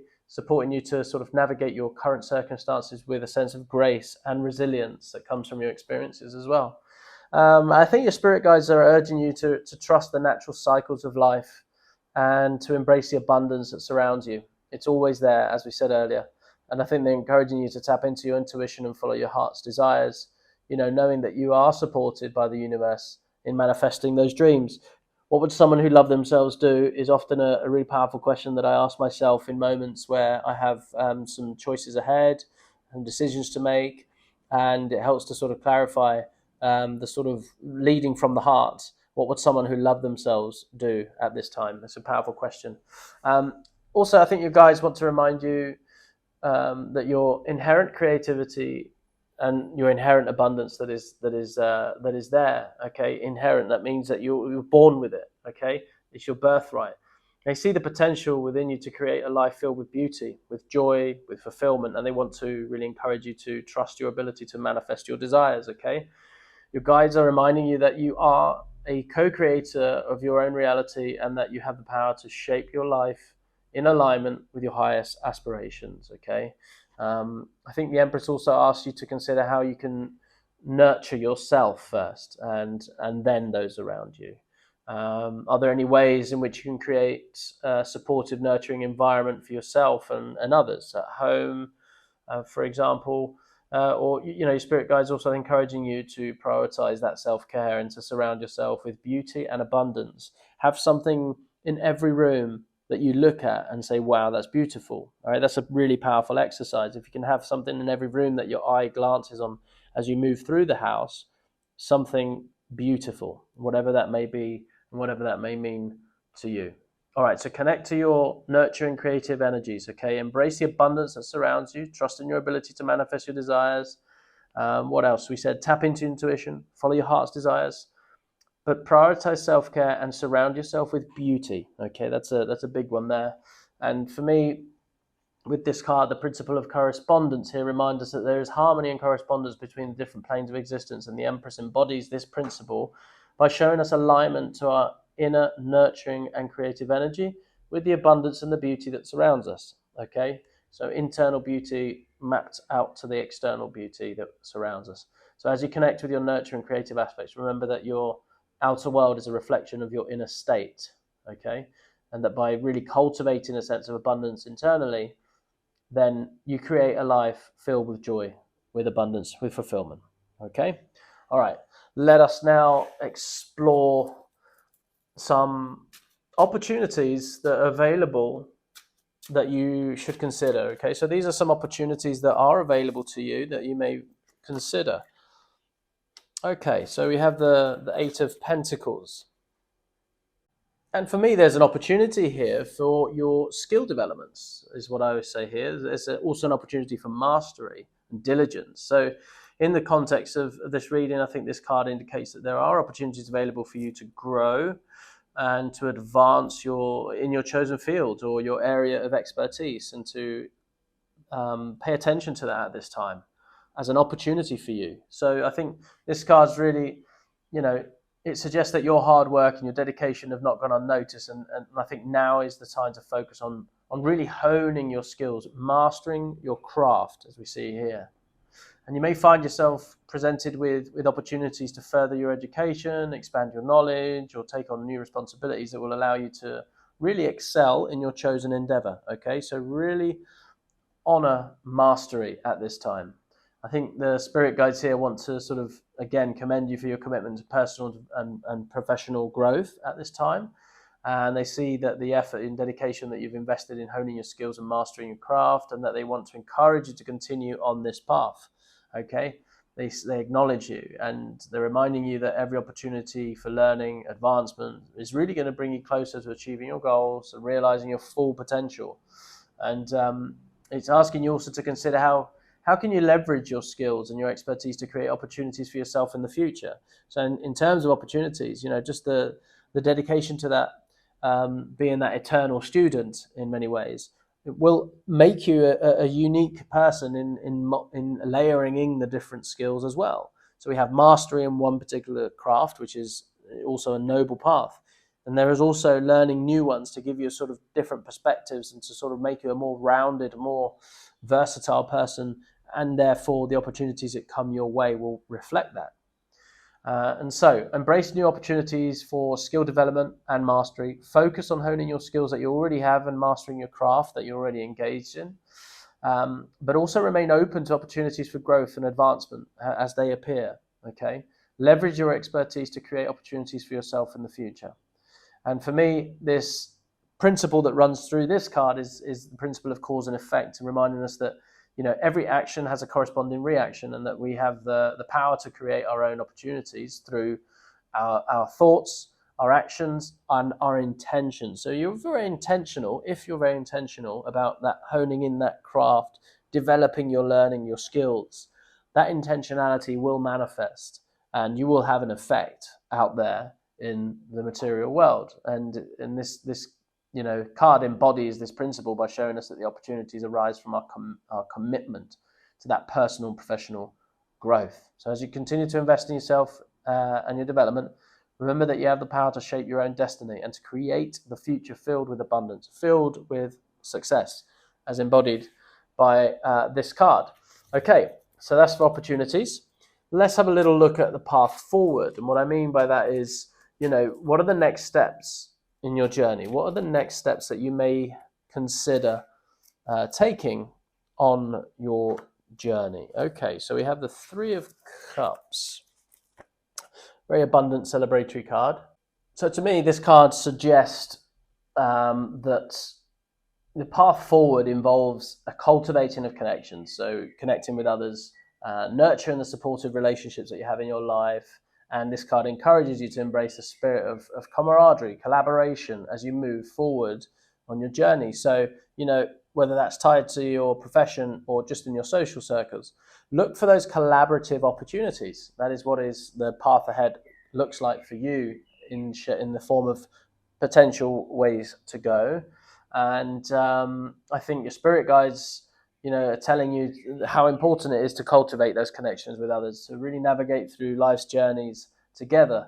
And they see the value of supportive relationships in your life here at this time and want to encourage you to reach out to others for companionship, for encouragement, for assistance when needed. There's no need for you to do the challenging things alone. Okay, that's the big message that's coming through for me there. You're just not alone on this path, okay? And it serves us to really cultivate, that word again, cultivate and nourish the existing relationships and new relationships, okay, at this time. The Three of Cups is also asking you to consider how you can contribute to the harmony and the well-being of your relationships. What's your involvement in those relationships?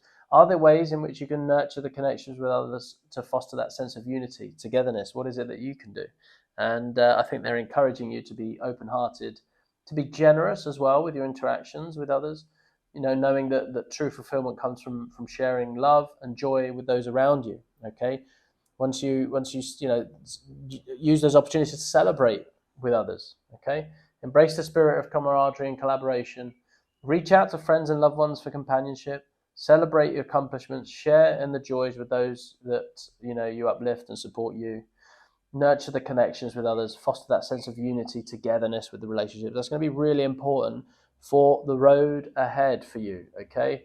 And there is a principle of gender in this, in that it says that it reminds us there are masculine, there are feminine energies present in all things, and that balance is found in the integration of these energies once again. And the Three of Cups really embodies this principle by showing us the sort of harmony and the balance that comes from nurturing connections with others. So as you embrace the spirit of camaraderie and collaboration, remember to honor both the masculine and the feminine aspects of yourself and your relationships, finding that balance and fulfillment integration, because we can have the feminine, soft, nurturing elements with the purposeful, directional, action-based energies of the masculine. If you can hone both of those, that's going to create the sense of wholeness and harmony in you. That's going to help you to move forward with a sense of abundance, but also in a more smooth way, if that makes sense. Okay. All right, let us move on. We're going to look now at the hidden support. Maybe there's some unseen support that you are not currently connected to. So this is the unseen support in the form of what type of support are your spirit guides offering you at this moment. Okay, so maybe you're not quite tapped into it at this time, so it's coming through at the moment in the form of justice. And when I see this card, in terms of the sort of universal support, the guides, the higher powers supporting you, orchestrating with you, what I see here is, to me, it's hidden support, but this card also suggests a sort of unseen assistance, right, that we're talking about. And for me, it indicates that there is a natural order to the universe. The universe isn't just all chaos and random. There is a natural order. And I think there are forces at work behind the scenes here that are working in your favor and ensuring that justice is served, okay? So this may be in connection to some of the challenges you've experienced, but justice is being served. You know, the balancing, the karmic sort of wheel is turning. And your spirit guides want to reassure you that you are not alone on your journey and that there is that unseen support is available for you. And they see the challenges you've faced. They want to encourage you for trusting in the divine order of the universe, okay? Really lean back into that. It's like a safety net that we can all tap into when we need it. Lean back into it, okay? Your guides are reminding you that justice will prevail and that you will, you know, ultimately receive the support and the guidance that you need to overcome any obstacles you may encounter. Believe in it. The more you believe in it, the stronger that will manifest. And so, you know, justice can also, you know, it can also ask us to consider how, consider now, you know, how can you align yourself with the principles of fairness and balance in your own life? And are there areas where you need to maybe take responsibility for your actions or make amends for past mistakes? It's also something to reflect on, okay? So your spirit guides are encouraging you to act with integrity, with honesty, knowing that the true justice begins with personal accountability, as within, so without, okay? So if you can take ownership of that own personal accountability, that's going to really manifest well out there. Again, keeping that sort of karmic wheel turning as it does.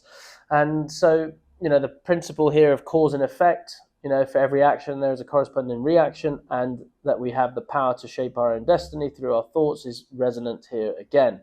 Our thoughts, our actions, our intentions.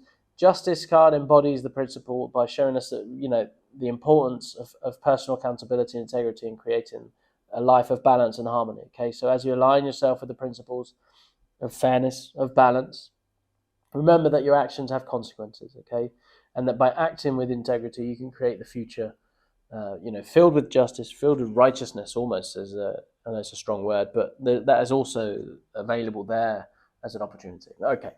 Let us now look at, we're going to shift it a little bit, all right? We're going to turn to the shadow aspect. What are those aspects of self that you may not know about, you may not take in responsibility, admit into yourself, wanted to look at? It's the shadow, all right? The true path to light and enlightenment is through the shadow. You know, the true path to healing is through the wound. Okay, healing happens through the wound. So we have to go through those dark caves, those shadow aspects. And here we have the Four of Swords. Okay. And for me, what this says is that in among the hustle and bustle of everyday life, your work, relationships, all the go, all the doing, there is potentially something being missed here in the introspective retreat from the hustle, the bustle of everyday life, and to turn your attention inward.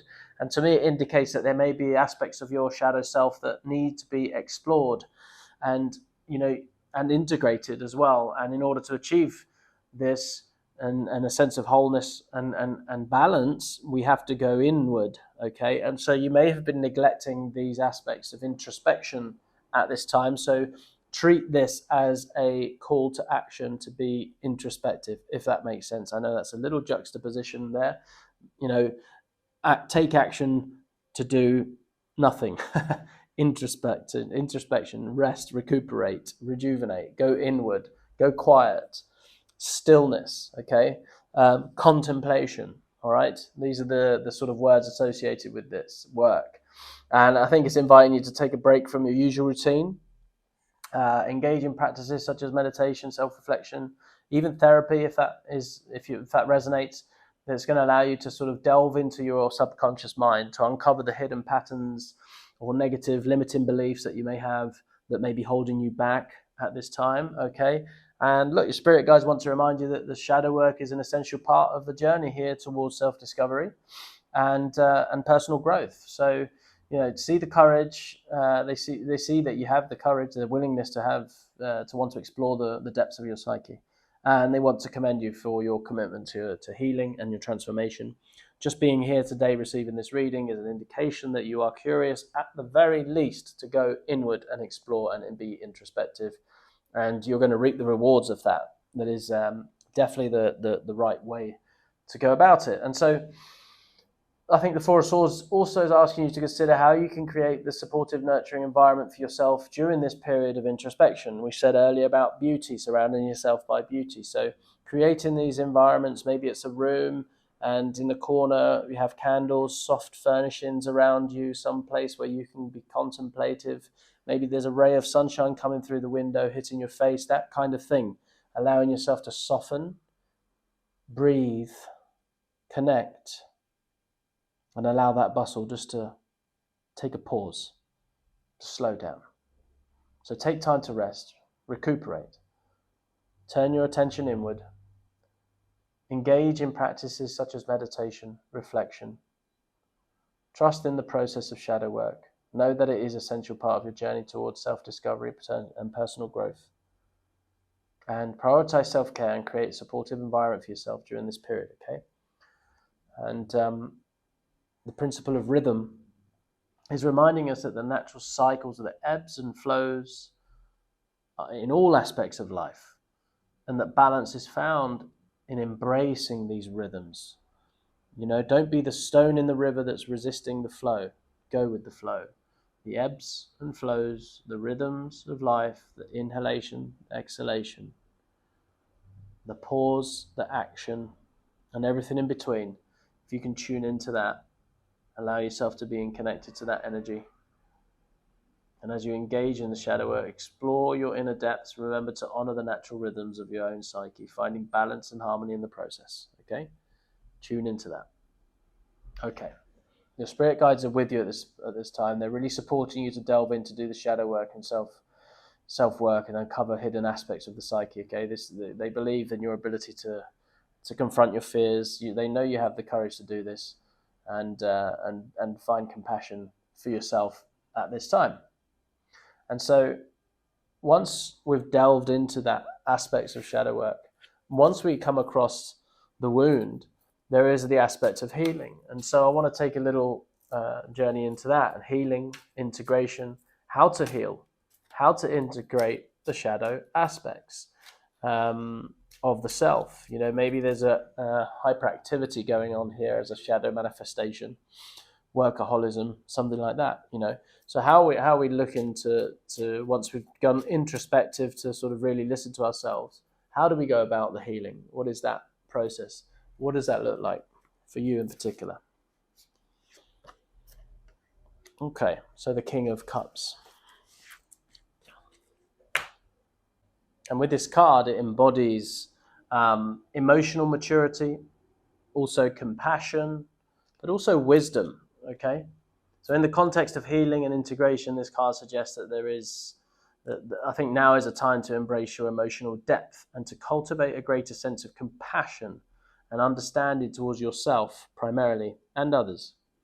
And the King invites you here to explore your emotional landscape with kindness, with empathy, and allowing yourself to feel deeply and express your emotions authentically. If you're sad, cry. Allow yourself that moment. And maybe that's done in the privacy of your sanctuary to begin with. It indicates that by acknowledging and accepting all aspects of yourself, including your vulnerabilities, your shadow emotions, you can begin to begin the journey of healing and integration, okay? And also your spirit guides, they want to, again, commend you for your willingness to explore your emotional depths and embrace your vulnerabilities. They see the courage and the compassion that you have for yourself and others, and they want to encourage you to continue on this path of emotional healing and integration, okay? Your guides really remind you that true strength does lie in vulnerability and authenticity. When those two converge, it's a powerful, powerful mix. And they encourage you to trust in your emotional intuition as you navigate through the ups and downs, the ebbs and flows of life. Your emotional intuition is your compass that will guide you. And the more you lean into your intuition, the stronger it gets, by the way. The King of Cups also, I think, is asking you to consider how can you bring greater emotional balance and harmony into your life. Are there areas where you tend to suppress the sort of, or even deny your emotions? Maybe that's in the professional context that you're doing that. I think your spirit guides are encouraging you to create a space for all of your feelings and allowing them to flow freely without judgment, without resistance. And oftentimes, some people don't deserve to witness your full expression like that. Sometimes in the work context where the dynamics is on competition, winning, and all the rest of it, that's not the environment to be vulnerable, to be open, explore these emotions. So again, create that space for yourself where you can retreat and process and cultivate nurturing around the emotional release of that energy. Whatever the emotion is, emotions are energy in motion. Allow them to be in motion. If they manifest as laughter, if they manifest as a yawn, if they manifest as tears, if they manifest as a tight jaw, acknowledge them all. It's just energy moving, wanting to move, wanting to alchemize. But for that to happen, you have to be in a non-judgmental space of nurturing, self-care, compassion for the self, and healing is our responsibility ultimately. Okay, this is a big one. The mature process, the mature nature of this emotional work is taking full responsibility for our emotional healing and our healing in general. And once we do that, we begin to realize that we need to prioritize certain things. We need to cultivate areas in our lives, spaces in our lives where we feel that there is no judgment, and we can allow ourselves to move through the energy of processing various emotions. And again, doing that will create this harmonious correspondence between the different planes of existence, the emotional, the spiritual realm, and the King here really embodies the principle, showing us the importance of emotional balance and harmony in our lives. Okay, so take from that those wise words from the King and what it represents at this time in terms of healing and integration. Okay, next is overcoming the challenges. How can you overcome the current challenges? Or potentially, if you currently are not engaged in a challenge, any ones that are coming down the pipe. So future challenges. How are they advising you to manage those challenges? Well, it's in a forthright manner, that's for sure, using your intellectual prowess. But above all, it's really cutting through the noise and confusion with that mental clarity that we know is your strength that we explored earlier, right? So what they're saying is just really a reminder here, is that you need to use your strengths to overcome the challenges out there. Internally, we're going soft, nurturing, homeliness, creating that internal peace and harmony. Externally, this is the yin and yang. This is the balancing of the polarities happening right now. This is the feminine versus the masculine, okay? Harnessing both energies, not collapsing or over-identifying too much energetically, not in terms of our appearance and our biology, but just purely on energetics here is what I'm talking about. Not identifying with one or the other completely, and creating a sense of wholeness and well-roundedness as we tackle external challenges. They're saying here, they're reminding you, if you will, your inner strength, your resilience in the face of adversity. They see that there's determination here, there's courage you possess, and they want you to really commend you for your willingness to take bold action in pursuit of your goals. Continue to do so. And your guides, I think, are encouraging you to trust in your ability to overcome any challenges that may arise, knowing that you have the skills, the resources necessary to succeed. Remember to stay focused on your objectives. Okay, so that's a big message here coming through for me, is there are connotations here of service, being in service to a strategy that you've created for yourself, aiming at something important and valuable for you, and really being determined to achieve the goals necessary to complete that strategy and those objectives. All right, so being true and really cutting through the noise, the confusion, and staying focused is the big message coming through here. The Knight of Swords also, I think, is asking you at this time to consider how you can maintain balance between assertiveness and diplomacy as you navigate through these challenges. Okay, basically what that speaks to as well is the mastery of the sword. You see, not everybody is ready to receive the full blast of truth that comes with this fully drawn sword. Okay, sometimes mastery and craftsmanship and statesmanship in diplomacy comes when we put the sword away and we allow its energy to emanate in the room, and people will know that we have a sword of truth, that we mean what we say what we mean. Okay, and there is that intentionality about our words, and then we follow through with intentional actions that align with those words. And once enough times has been expressed in that manner, once people have witnessed that enough times, they begin to get a real sense of your authority in this. Okay, and so that's a reminder. Okay, that's a real reminder to do so. And as well as, so there's two sides to every story, every situation, and that the balance is found in the integration of these opposites. So it's both, you have the commanding energy and direction of the sword, but at the same time there's that diplomatic putting the sword away, allowing it to speak for itself, kind of thing, and finding that balance in various situations and challenges that are going to come your way is going to be key. All right, mental clarity. Internalize that process of finding mental clarity for yourself, however you do that, whether that's writing on a board, whether that's brainstorming, whether that's sharing with others until you arrive at a point of clarity. What I will share here is the sovereignty compass, and it's a very, very, very powerful tool that I use often when coaching others. And the sovereignty compass is about finding and holding and understanding your sovereignty in situations, and it creates a lot of clarity. And there's 4 steps to it. The first step is perception. What are you perceiving? Open your mind's eye, open your awareness to data, essentially. So if it's reading multiple different newspapers to gain data about current affairs, do that. Whatever the situation is, open yourself up to multiple viewpoints, opinions, pick up a lot of data. That's the perception aspect. Next, you're going to move to sense making.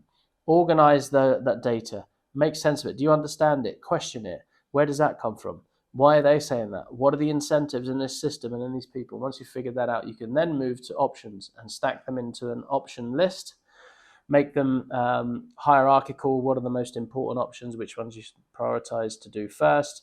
And then the 4th and final step is take action. So if you take action on those options, then you're going to go full circle back to perception. What is the consequences of your actions? Did it work? Did it not work? And so now you've completed the sovereignty compass. If you can do that, you're maintaining sovereignty in these situations. And that's going to really assist you at this time. Okay, next one is, this will be card number 13, I think. Transformation. The transformation that will occur through this work. Okay, so what is the transformation to be aware of, and what's the results that we're going to be seeing here? Okay, so the Page of Cups representing new beginnings. It's a very creative card. It's an emotional growth card. And in the context of your transformation to come, we could say this card suggests that you are entering into a period of profound change and an inner awakening. The page really invites you here to explore your emotions and explore your emotional depth, the symbology of the ocean behind him representing emotions and the depth that they offer. And it's encouraging you to really explore that. Also, there's a creative element to this and your creative potential. Again, with the Empress, we have that resonating there as well, this sort of creative energy that's you're being reminded and encouraged, whether that's poetry, painting, whatever it may be, but some creative outlet of sorts is beckoning here. It indicates also that you are ready to embark on a journey of self-discovery. We've explored the elements of that as well, and personal transformation. really allowing yourself to be guided by your intuition, again, is the key here. Okay, seeking that inner wisdom that's always been there with you, and now's the time to really tap into it. And I think your spirit guides are they want to celebrate new beginnings with you. The creative opportunities that are unfolding in your life, they are going to have a transformational property about them.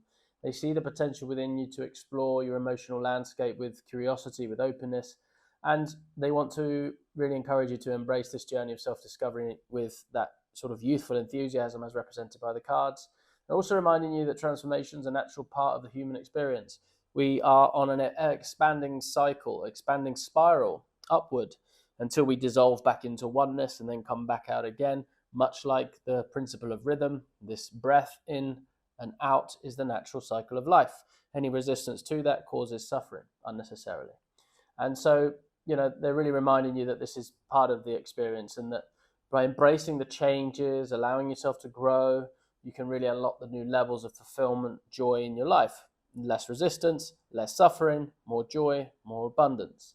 And so the Page of Cups also, it asks you to consider how you can cultivate deeper connections with your intuition, with your inner guidance as well. There's a relational element to this, to yourself, to your higher self.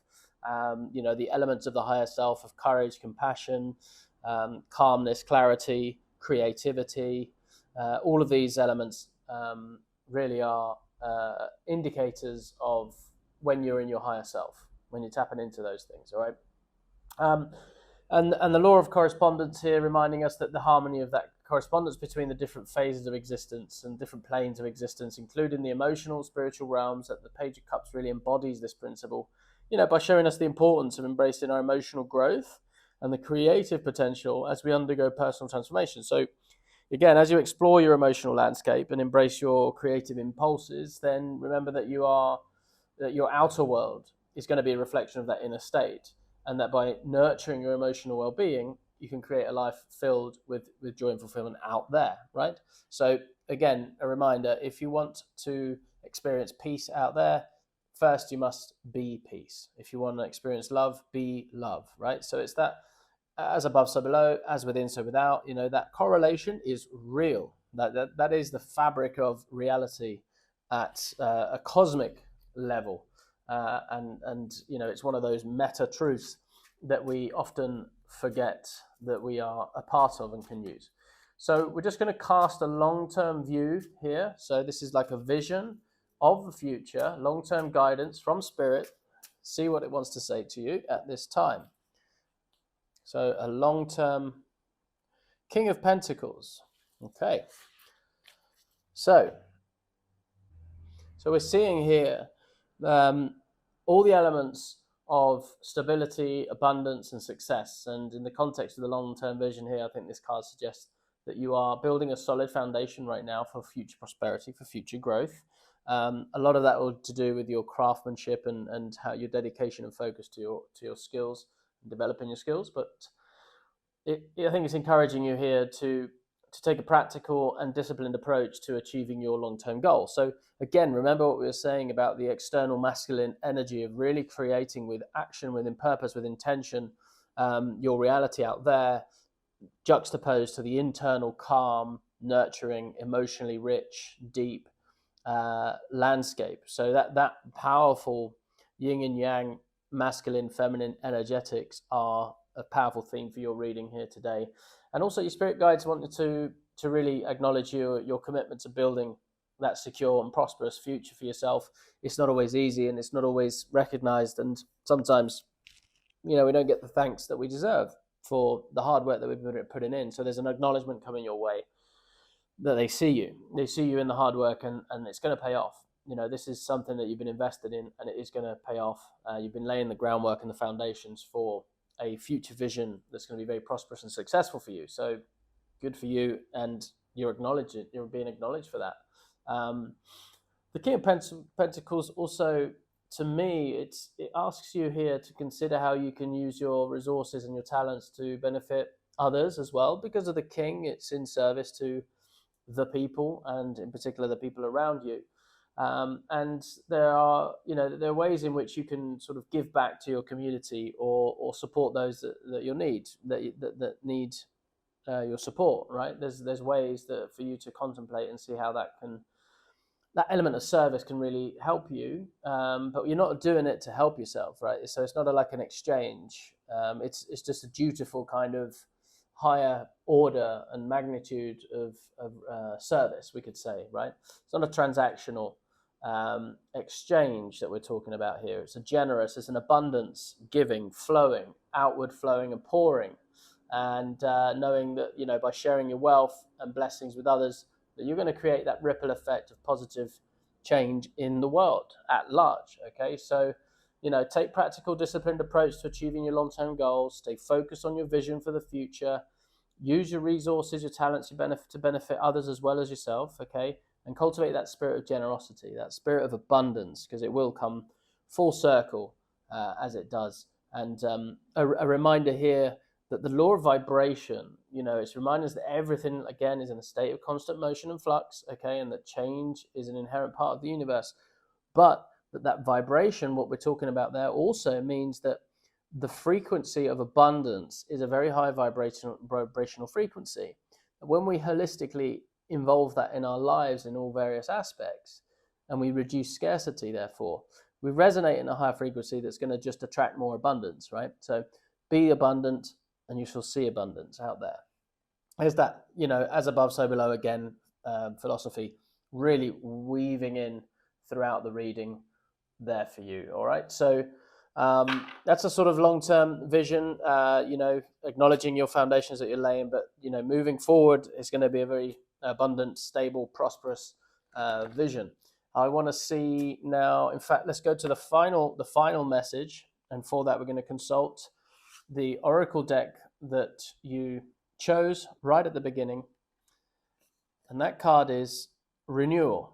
So this is reflection, self-evaluation, and rebirth. Sorry, and this is going to be the final message from your guides. And with this card, you know, this is the card of judgment, the 20th in the tarot deck, and it's in the context of the final message here.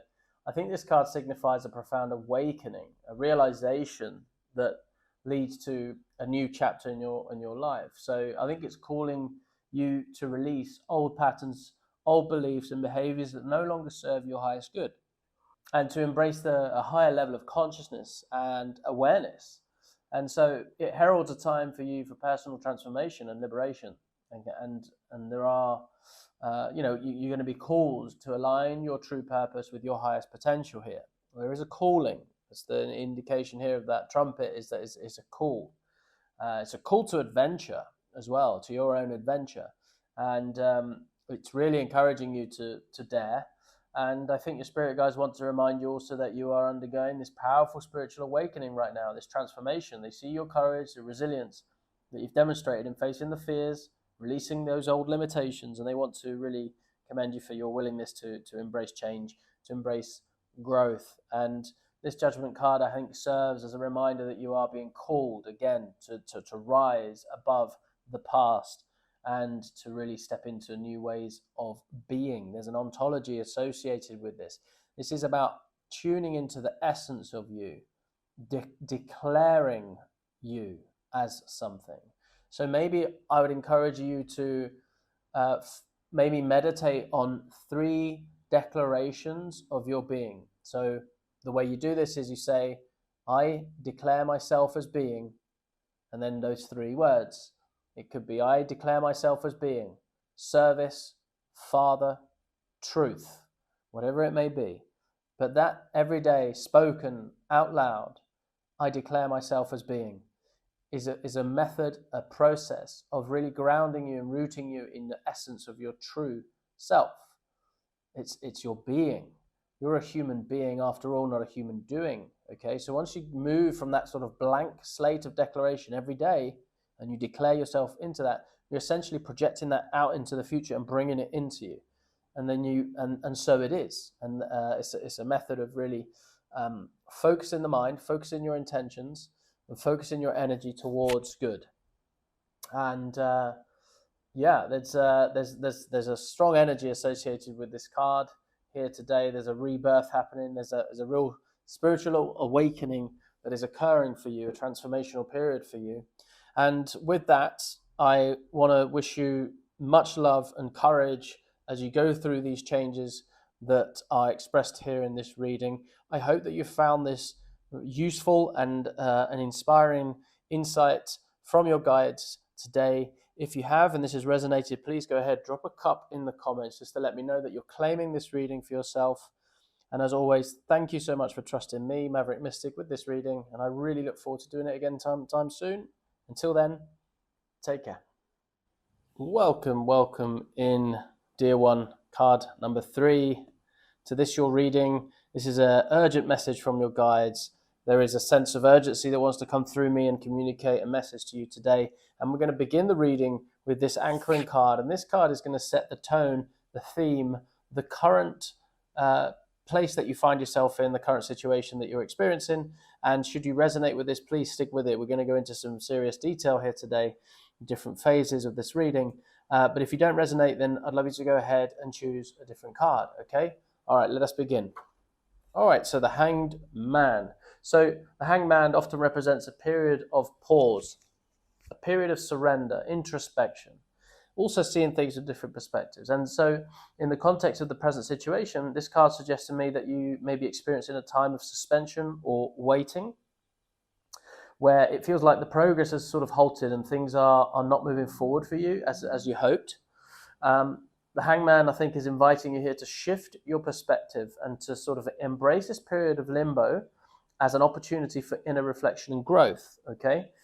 I think it's encouraging you to let go of the need for control and to surrender to the flow of life, really trusting everything is unfolding exactly as it should. So there's a hint here at a cosmic timing, a cosmic rhythm here, all right? So I want you to bear that in mind. We'll probably explore that concept more as we go.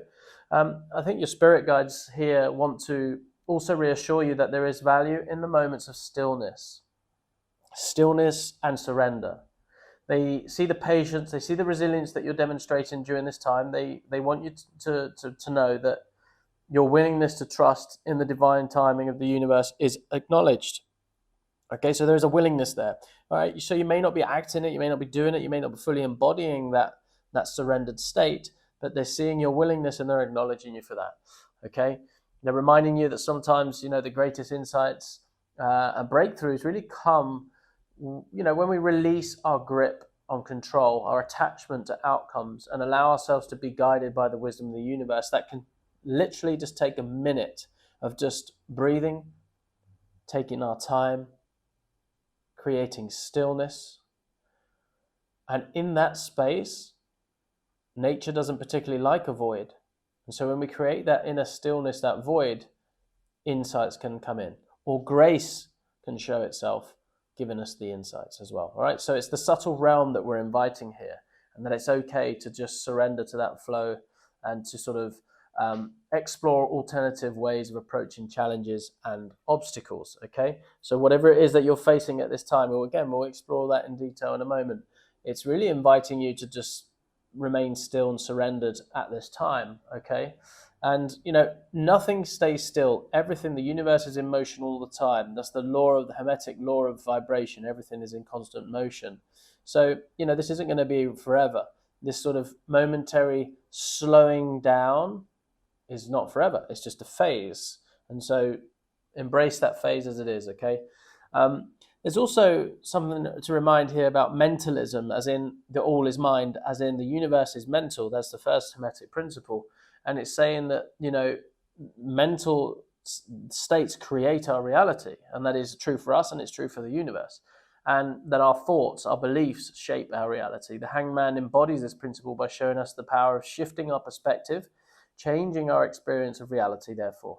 As you surrender to the present moment, as you embrace the lessons of the Hangman, remember that you have the power to create your own reality through your thoughts and your intentions. When we have this sort of congruence and alignment, we really become powerful manifestors.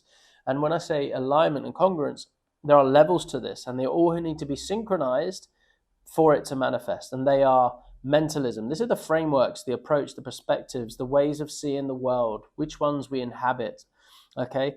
From there, we go to our thoughts, and these thoughts then invoke a resonance, a vibration, a frequency, an energy. Typically, we call them emotions. These energies, these pure energies, they are emotions. These emotions are felt in our body. So if they're in alignment, we feel it, we interpret those feelings, okay, those emotions, and then we put words to it. We speak them, okay? We speak our intentions, and if they're aligned with our emotions, our thoughts, and our frameworks, we then take action. And so our actions in the external start to create material reality. If all of those are stacked and they're in alignment with each other, corresponding, then we are in a powerful manifesting harmonious state. And you know that oftentimes people are not in that state, or they're negatively framed in their frameworks and outlook, pessimism, nihilism, etc. These are all types of frameworks that people adopt at any different phases of our lives. Negative thoughts, negative emotions, negative words, negative outcomes, right? So it's not a case of like, not moralizing good or bad. I'm just saying what is high frequency, low frequency, positivity, negativity. Those are polarities. And it's in our power to understand that it all starts with the types of framework that we inhabit. And this card right here is really a symbolic call to action to question the frameworks that you currently are inhabiting. And maybe you have it upside down, potentially. All right. So these are the potential things that we're exploring here as the anchoring, the theme card, the present moment, the present situation that we have. Now, let's get a word of encouragement from your guides. All right. Let's have a little words of encouragement and in the form of justice here. So, spirit guides wanting to have a message to you, given to you of encouragement.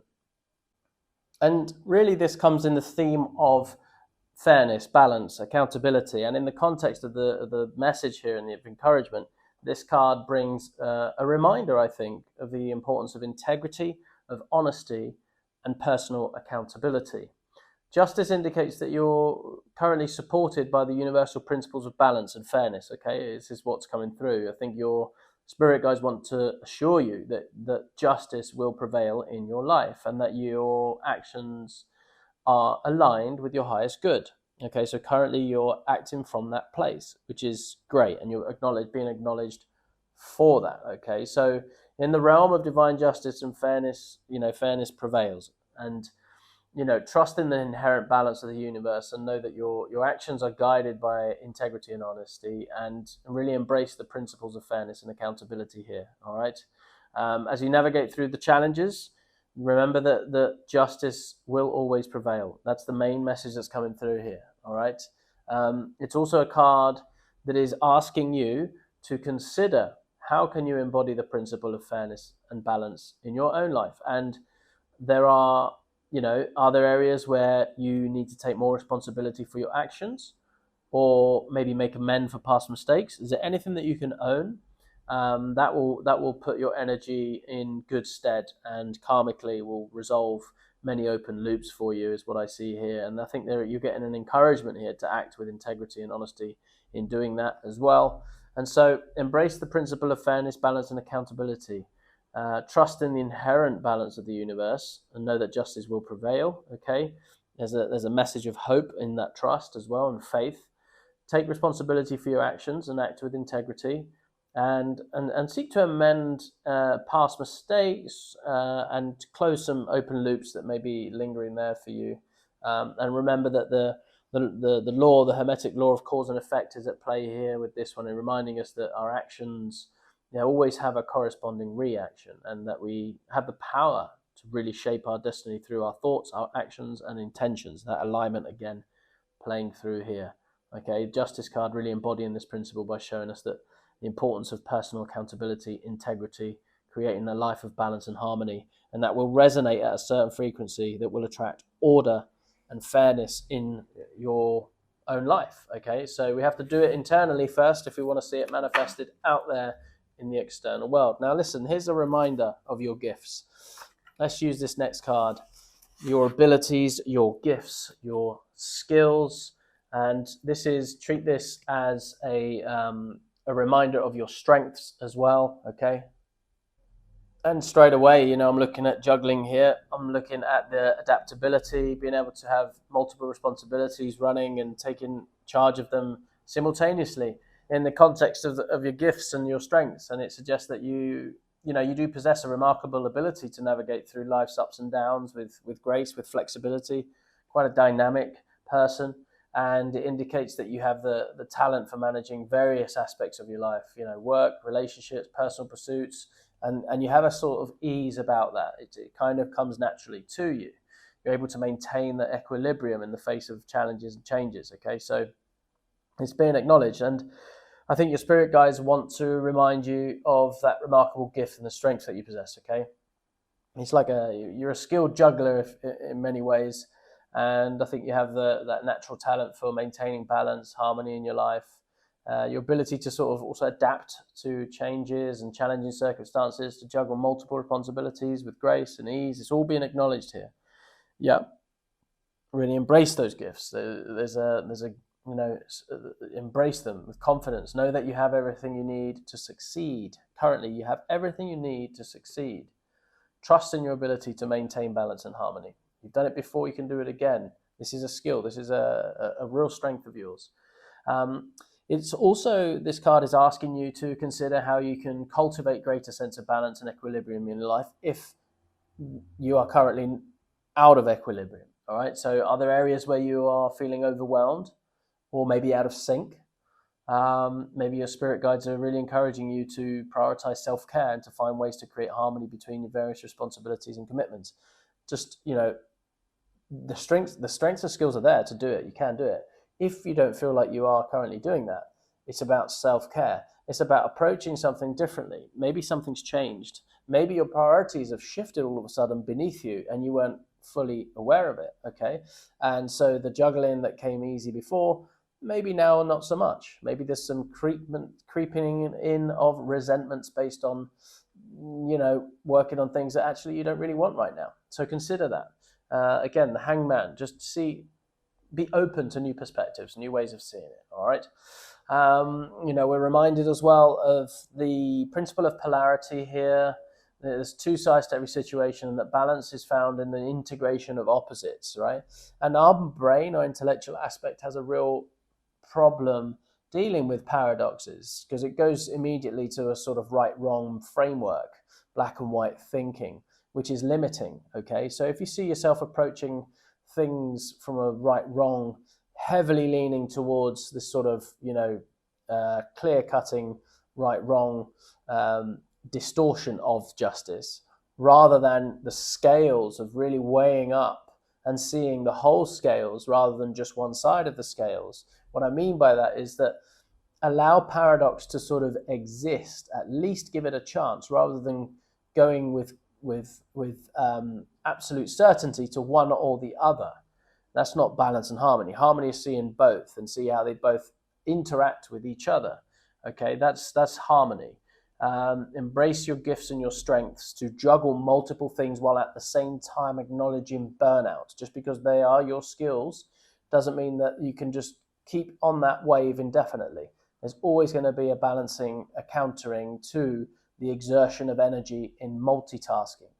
There's going to be a compensatory effect, cause and effect. Okay, so just allow yourself to be in that space, and that way you're not going to beat yourself up when you're not multitasking everything perfectly all the time, right? So you've got to have that nice yin yang balance, and that's what's being encouraged here today, I think. Okay, the next card number 4.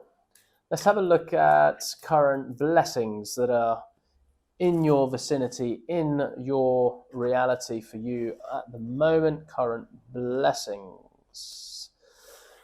So, 6 of Wands. Okay, so success. And so, with that, we understand that you may be experiencing a current period of blessings in the form of successes and, a period of triumph, celebration, various aspects of your life. And it indicates that your hard work, your perseverance, dedication are paying off, and you're now receiving recognition or acclaim for your achievements. You may be experiencing a sense of pride, accomplishment, as you sort of bask in that success. And your spirit guides want to sort of congratulate you at this time on the incredible achievement success that you're currently experiencing. And, like that sort of triumphant figure that we see here, the Six of Wands, you are standing tall, proud, basking in the well-deserved recognition and admiration of others. Your hard work's dedication, perseverance paid off, and you're now reaping the rewards and efforts. Whether it's your career, whether it's your relationship, whether it's your personal endeavors, you're experiencing that period of triumph at the moment, all right? So embrace this moment of victory. Embrace those moments, be with them, allow yourself to be with them, celebrate them, okay? Acknowledge them, because, the ebbs and flows of life, it's about not staying attached to any one or the other, and balancing that is a fundamental aspect of wholeness and this sense of peace that we can really, really create for ourselves, okay?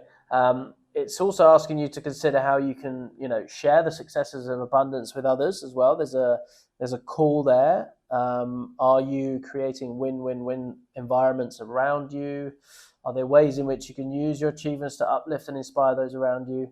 They're encouraging you to really use your platform and your influence here to, make a positive impact in the world. There's a call for service here as well.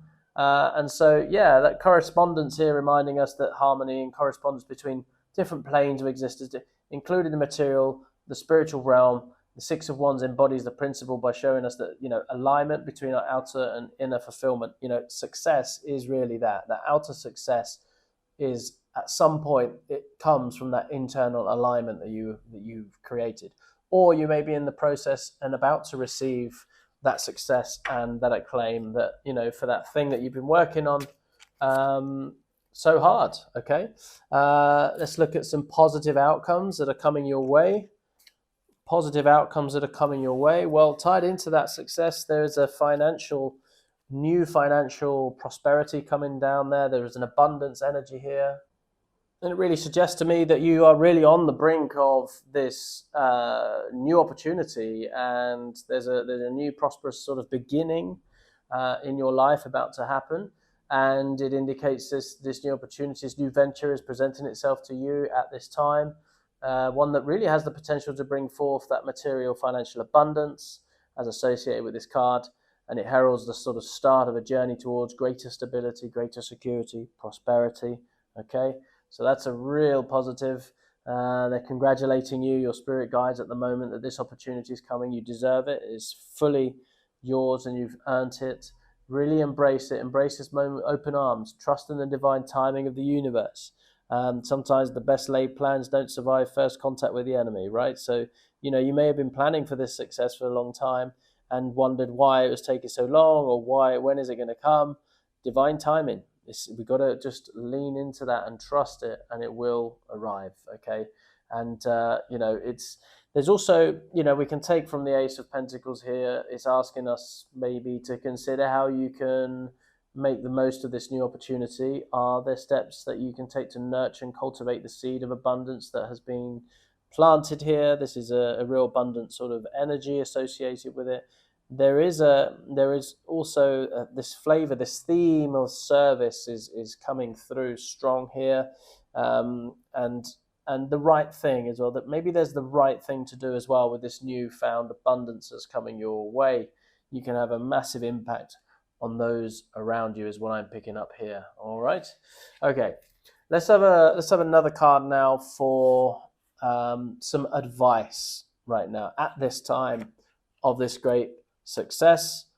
There is some advice, and we have it in the form of the Sun. Okay. This card represents ultimately joy and also enlightenment.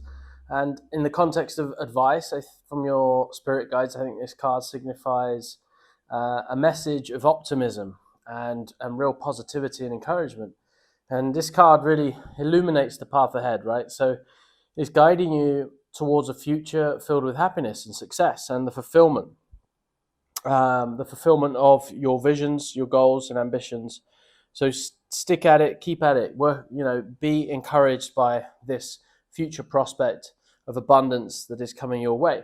And encouraging you also to embrace your true essence and radiate your inner light out into the world. There's a sense here of being reconnected to your more innocent, childlike aspects of self, and this the innocence, pure, creative, joyous, calm, compassionate, courageous, creative energy, right? So tune into that as well. Have a relationship with that aspect of yourself as well. That's going to be key to really step into this new abundant phase.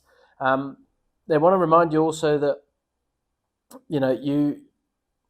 your radiant power, it really shines brightly within you. You have that purity, that high vibrational energy within you, and really it's asking you to walk in that, bring that forth, step into the world day by day with that encouragement, with that knowing, and allow it to illuminate others, inspire others, support others. Also allow others to bask in that warmth, share it abundantly. It's not a scarce resource. Okay. It's also asking you to consider how you can cultivate a greater sense of joy and vitality in your life if that is something that you're currently not experiencing. Are there activities or pursuits that bring you a sense of joy and fulfillment? And for this, I would tune into a few things. One, your inner child, your innocence, but also the statement, what would someone who loved themselves do? What would someone who loved themselves do? This is a wonderful question to ask ourselves. Follow your heart. When you receive the answer with courage and conviction, follow through with that action. And you'll be surprised where that can leave you, just answering and living life by that statement. And your spirit guides are also encouraging you, I think, to prioritize self-care also around that, to make time for the things that nourish your soul and really uplift your spirits, okay? And a reminder also with the Hermetic principle of mentalism that the universe is a mental creation and that we have the power ourselves, therefore, because we are connected and part of the universe, to shape our reality through our thoughts and our intentions, okay? So the sun here embodying this principle by showing that, the importance of cultivating a positive mindset and radiating your inner light out into the world. So positivity, lean on the side of that positive outlook, that framework, and that will trickle down into the rest of your belief structures, your actions, etc., etc., etc. All right, let us look now towards the next card. What opportunities are available to you at this time? What are the opportunities that are available to you at this time? Okay, interesting.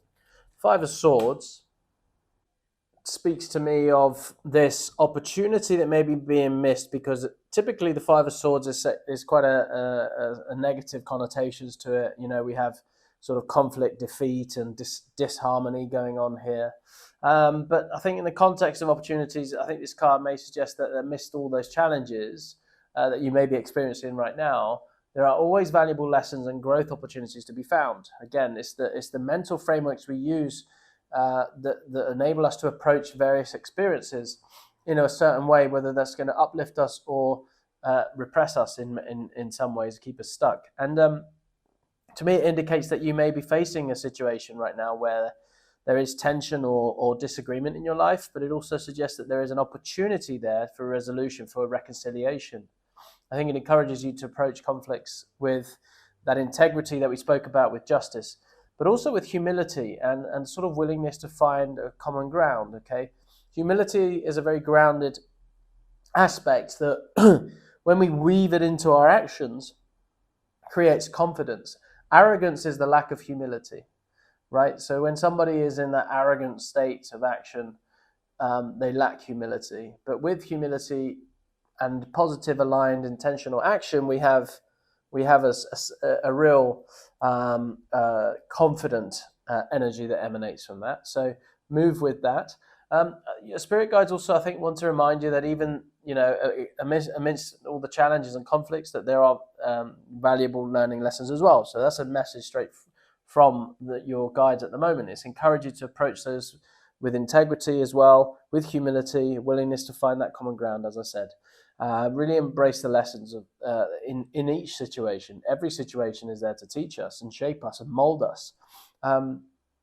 And it's what, when I say mental frameworks, for example, when something happens, positive, negative, doesn't matter. When something happens, is it happening to us or for us? The choice at which framework you choose to use will have an effect down the line, okay? And it will, therefore align all your negative, positive emotions correspondingly, negative, positive language corresponding to that framework, and you will have negative, positive outcomes corresponding to that framework. So choose your frameworks carefully. Remember, the universe is mental, and so, having that awareness of how powerful it is that we can tap into mentalism in that regard and actively choose which frameworks we are going to inhabit is a super, super powerful opportunity for us.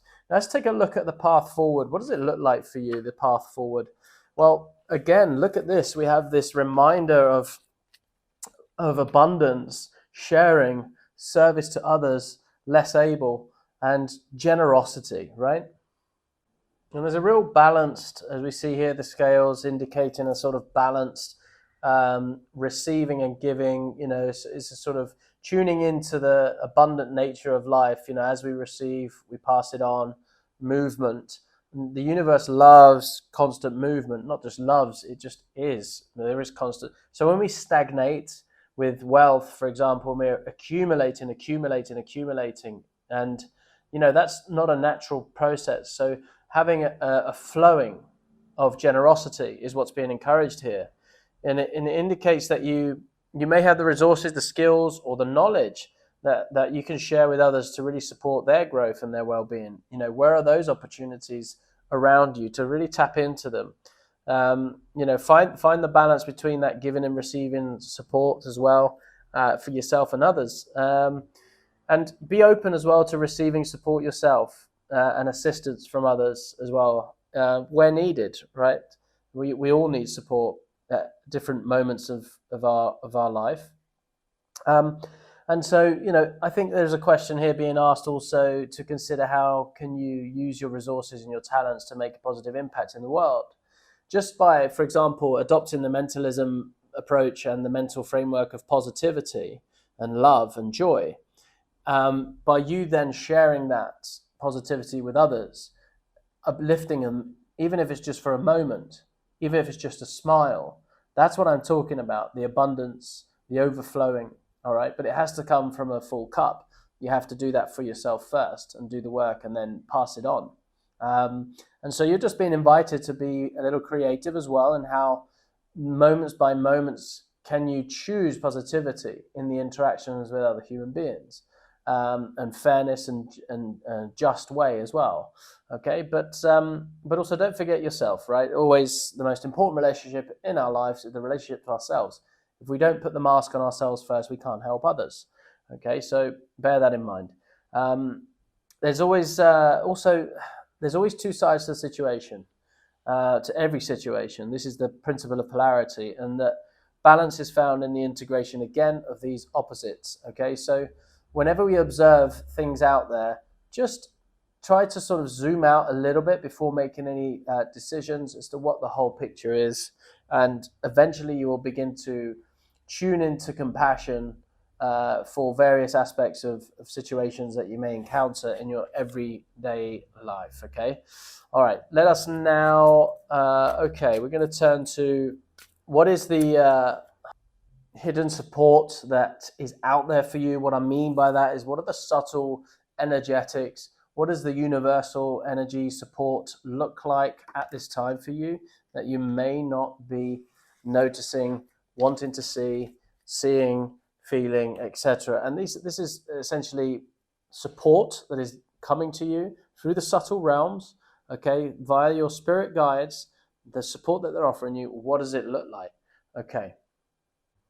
The message here to me is that through the portal of sorrow, heartbreak, sometimes, oftentimes, always, I would dare say, there is these opportunities, these unseen support, and this opportunity, this portal for healing deep, deep wounds. Every experience of like a lower emotional states of shame, guilt, fear, anger, jealousy, these base emotions, emotions, energy and motion, are windows and portals of opportunity for us to acknowledge them first and foremost, be with them. But through those portals, there are always the polarity lesson and insight to be gained. And they are there to teach us. And the more we integrate them, the more we begin to heal those wounds so that they are scars and they're less tender. So next time we will not either be betrayed at all, or we can anticipate, we can protect, we can navigate the challenges and situations differently. So there is a process, is what I'm trying to say here. There is a cosmic process to all of this. There's a hidden orchestration that we're not always aware of. We sometimes feel sometimes a sense of hopelessness, especially in the more dramatic experiences, we could say. There's a process of healing. Allow yourself to really lean on the support of the trusted friends and family, as well as professionals who can offer that comfort, support for sure, and guidance. But you do not have to carry the burden alone. Is the main message here. There are hidden forces. There are spirit guides wanting you to know that there is a cosmic sort of pattern to what is happening for your growth. And there are people around you also who are willing to and eager also to help you. Embrace the lessons that this potential period of difficulty has to offer for you. And know that you are being guided towards a place of healing, okay? A place of healing and wholeness at this time. Your guides are with you every step of the way. They're offering you love, support, compassion as you journey through the depths of these emotions associated with this potential event. I think the Three of Swords also here is asking you to consider, how can you find meaning and purpose in the pain? How can you find meaning and purpose in the pain? The struggle, okay? Suffering is optional, okay? That's when we're choosing to sort of remain stuck and not see the truths. That's suffering. Struggle is slightly different, okay? And there are lessons to be learned and insights to be gained from the experiences of heartbreak and sorrow. So your spirit guides are really encouraging you to embrace the process of healing with that courage, with that resilience that you have, knowing that through the pain, through the wound, you have the opportunity to emerge stronger and wiser than before. Those are the opportunities that are there. And, it's again, the principle here of rhythm, okay, that there are lives full of these ups and downs and that everything moves in cycles, ebbs and flows. Three of Swords embodies this principle by really showing us the inevitable cycles of grief and the healing that we all experience in life.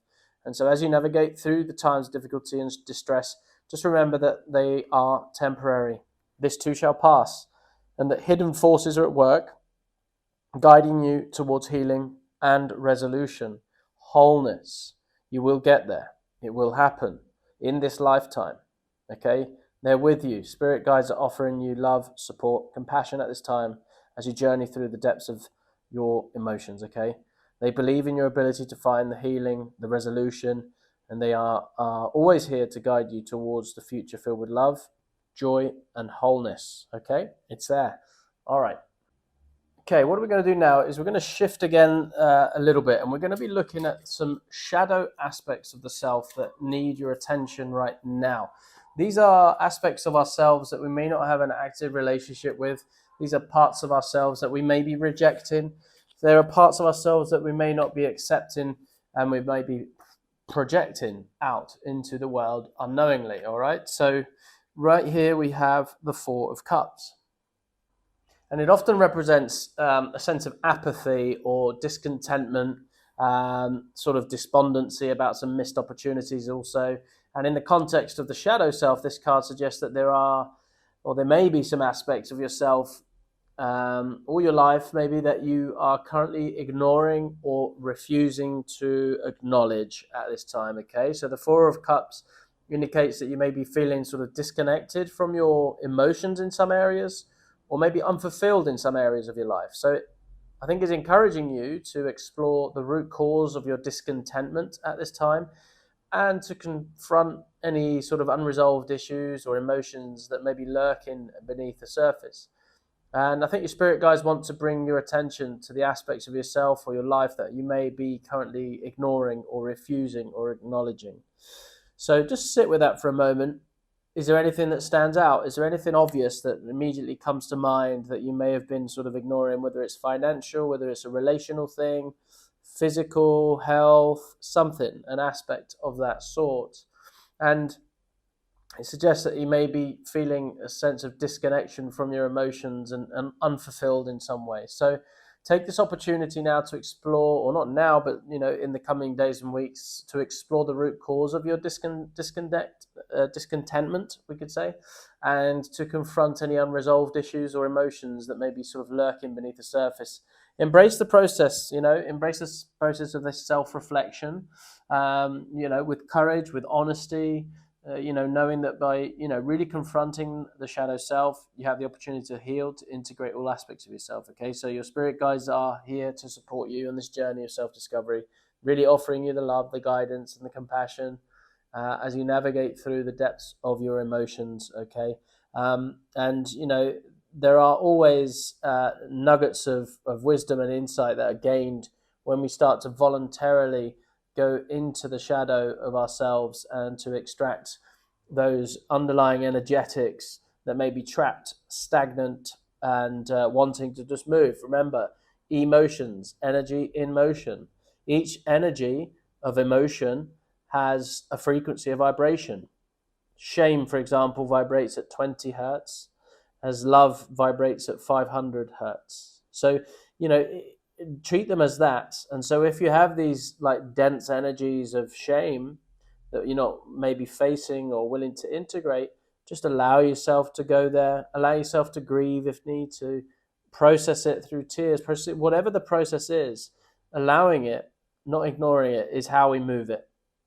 Move past stagnation. And so there is a reminder there that the principle of vibration, everything has an energetic vibrational signature, everything, including emotions.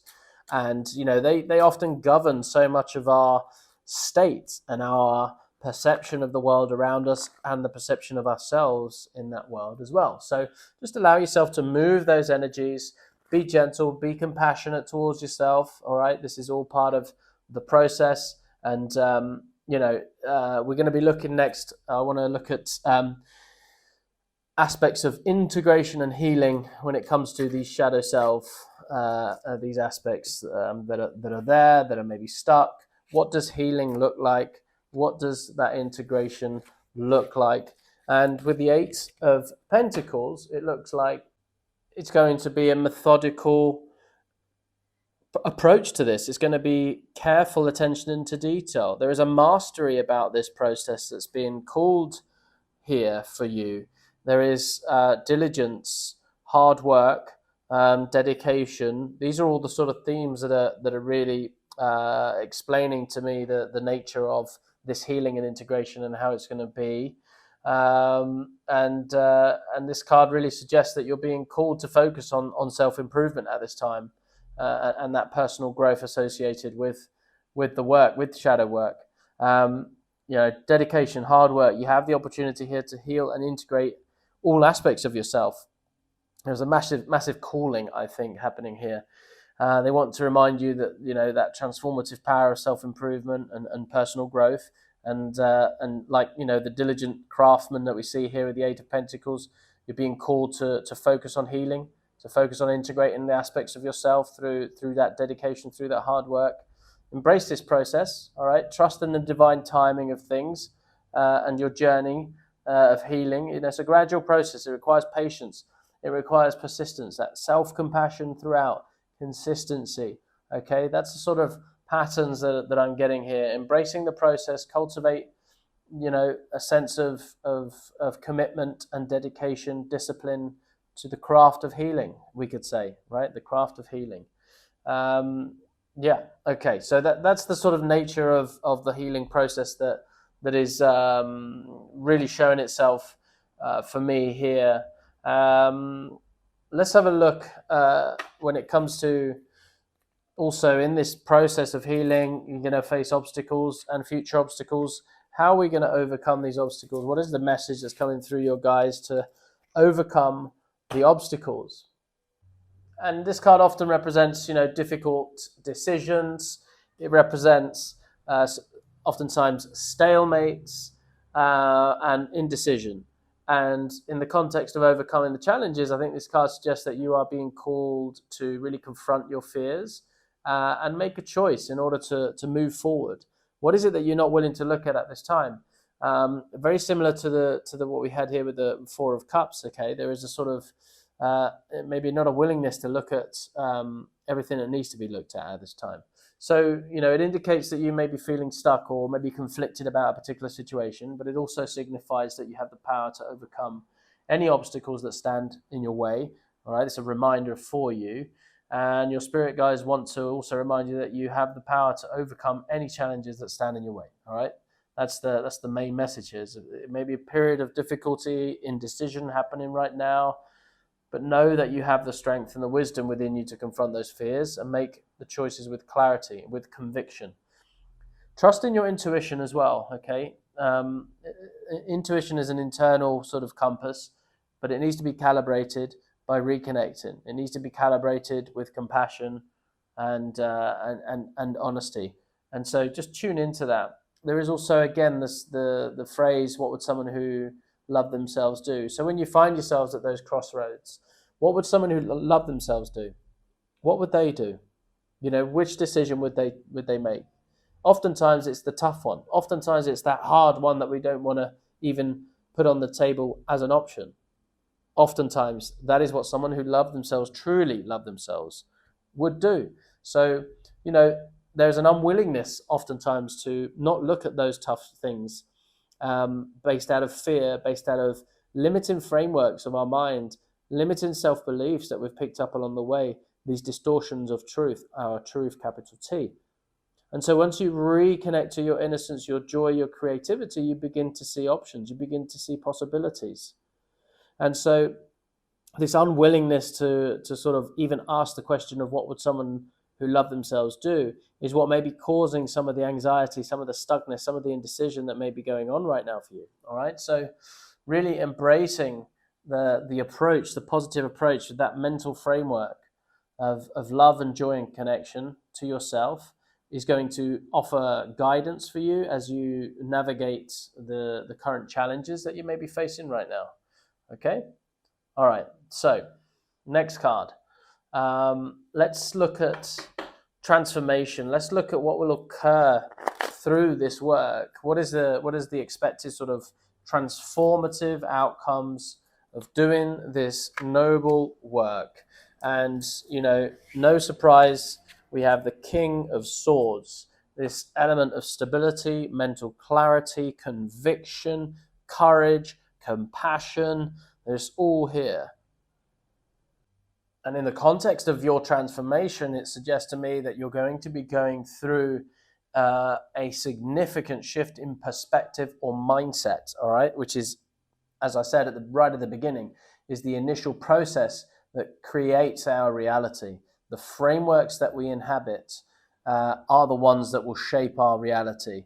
And so, we have this strong crown above that is telling me that, with the crown comes a certain set of frameworks with which to sort of create the world. And there's service, there's compassion, there's reliability, there's stability, there's courage. There's all these sort of themes associated with that perspective of the crown. And it's also connection to a higher dimension, a higher consciousness as well that comes through the crown. And so, look, the King of Swords really indicates that you're going to be gaining clarity. You're going to be gaining insight in your thoughts if you do the work.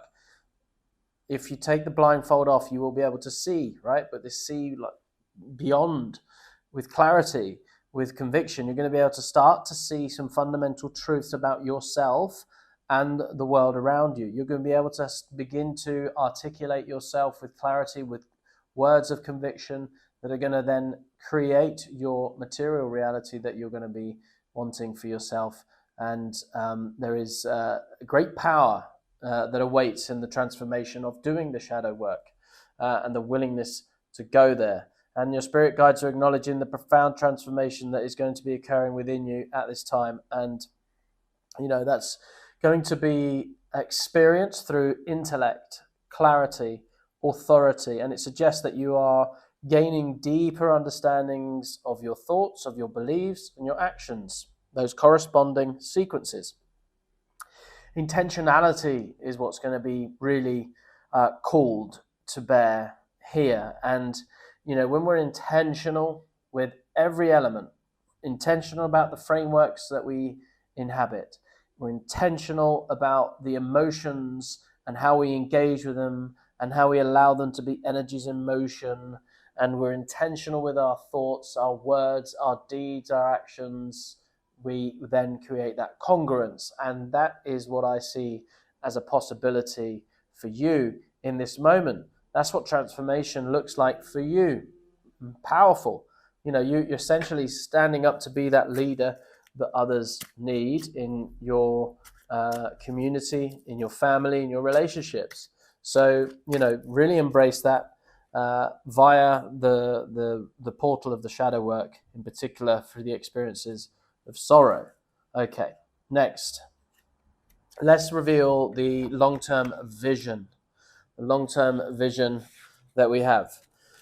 So, with the Five of Wands, this card often represents conflict, competition, challenges. However, I think in the context of the long-term vision here, this card suggests to me that the obstacles and the conflicts you encounter are ultimately serving to really strengthen the clarity that we spoke about earlier, and really about establishing the long-term goals. And what I mean by this is, once you establish clarity of direction, once you have your North Star, your why, you're going to have a lot of conflicting and pulling energies trying to get you off that path.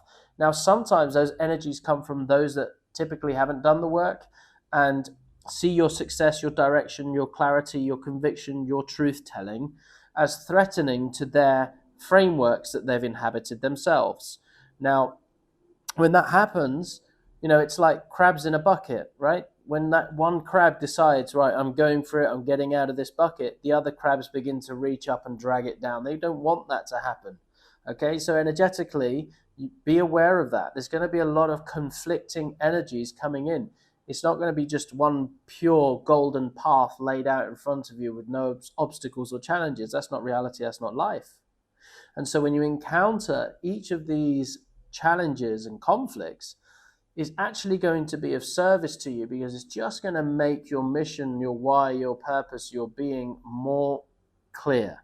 It's going to give you more courage of conviction. All right. So please, this is also a kind of long-term vision that is telling you, hey, look, just be aware. There are going to be some conflicts coming down the line. And listen, sometimes it's from our closest people. Sometimes it's from our parents. All right. And that's really tough at first, but just hold them with compassion. All right.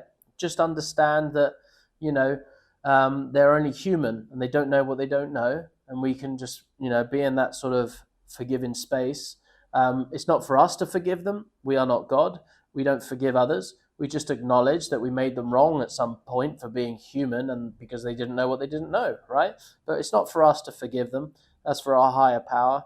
And so, even Jesus Christ on the cross asked God essentially to forgive them for they did not know. And so that's a really wise sort of aspect. We don't forgive anyone. That's not our role to do necessarily, because what do we know what what that other person's gone through? But just be aware of the conflict that potentially will come your way, but it's only going to refine your vision and your clarity amongst that conflict. All right. And that's a real important message there for you to sort of take away today. What I want to do now is turn to the final card that you chose, and this is going to be the final sort of divine message for you today, and it's the High Priestess. Powerful card. And it represents intuition, wisdom, patience, the mysteries of the subconscious mind. And so as the final message from your spirit guides, this card brings a reminder to trust in your intuition and the inner guidance as you continue this spiritual journey of life. And the High Priestess really encourages you to explore the depths of your subconscious mind. This is the shadow work aspect. Connect with the wisdom that lies within, in particular when we explore those painful pockets that are inside of us, those aspects that we may have denied of ourselves. And once we begin to shine lights on them, integrate them, and it invites you to really embrace the mysteries of life and to honor the sacredness of your intuition as a guiding force, this sort of divine through line that we all possess. Okay, so the message from your guides here: as you journey forward through your spiritual path, remember to trust in the wisdom of your intuition and your inner guidance. And the High Priestess here represents that deep well of wisdom that resides within you. It's waiting to be tapped into and to be explored. Embrace the mysteries of life. Honor the sacredness of your intuition as a guiding force in your life. Every time you listen to that intuition, it's going to get stronger. Okay, know that your spirit guides are always with you, offering you love, guidance, support as you navigate through these twists, through these turns on your journey. Listen to the whispers of your inner voice and trust the message that comes from deep within your soul. What would someone who loved themselves do? Take that question with you today. I hope it serves you. I hope this has been powerful for you. Please go ahead. Leave me a heart in the comments if you're claiming this reading, this has resonated with you today. Thank you for trusting me, Maverick Mystic, in this reading. I really look forward to serving you again sometime soon. Until then, take care. Hello, and welcome in card number 4. This is your reading about an urgent message that your guides want to communicate and transmit to you at this time. We're going to begin with the first anchoring card, and this is a card for you to tune into as I'm going to receive messages about your current situation and where you are right now. And should you not resonate with what is being shared, then please, I'd love you to go ahead and choose from a different pile. But if you do resonate, then stick with it and we're going to go deeper into this. All right, so the first card, the anchoring card. What is happening right now? What's going on for you right now? We have the Six of Cups. And with this card representing nostalgia primarily, childhood memories, and the past, I think in the context of your present situation, this card suggests that you may be reflecting on your past. Maybe you're revisiting old memories or reconnecting with people and places from your childhood. Six of Cups here, I think, is inviting you to embrace the joy, the sort of innocence of your past experiences, while also being mindful how these memories influence your present, and how we hold those memories and how we hold those past events and what happened and the stories we tell ourselves about them. It encourages you here, I think, to find a balance between honoring the past and staying grounded in the present moment. Okay, presence is super important. It's a superpower, even, I believe. I think your spirit guides here want to really remind you of the beauty and the simplicity of the past. They see the value in your reflections and want to encourage you to embrace the positive aspects of your memories. I think your guides also remind you that the lessons and the experiences from your past have essentially shaped you into the person you are today. So they also encourage you to find the joy in the present moment, okay? And that really to create the new happy memories and staying grounded in the present while honoring your past. And this is a delicate sort of balance, really.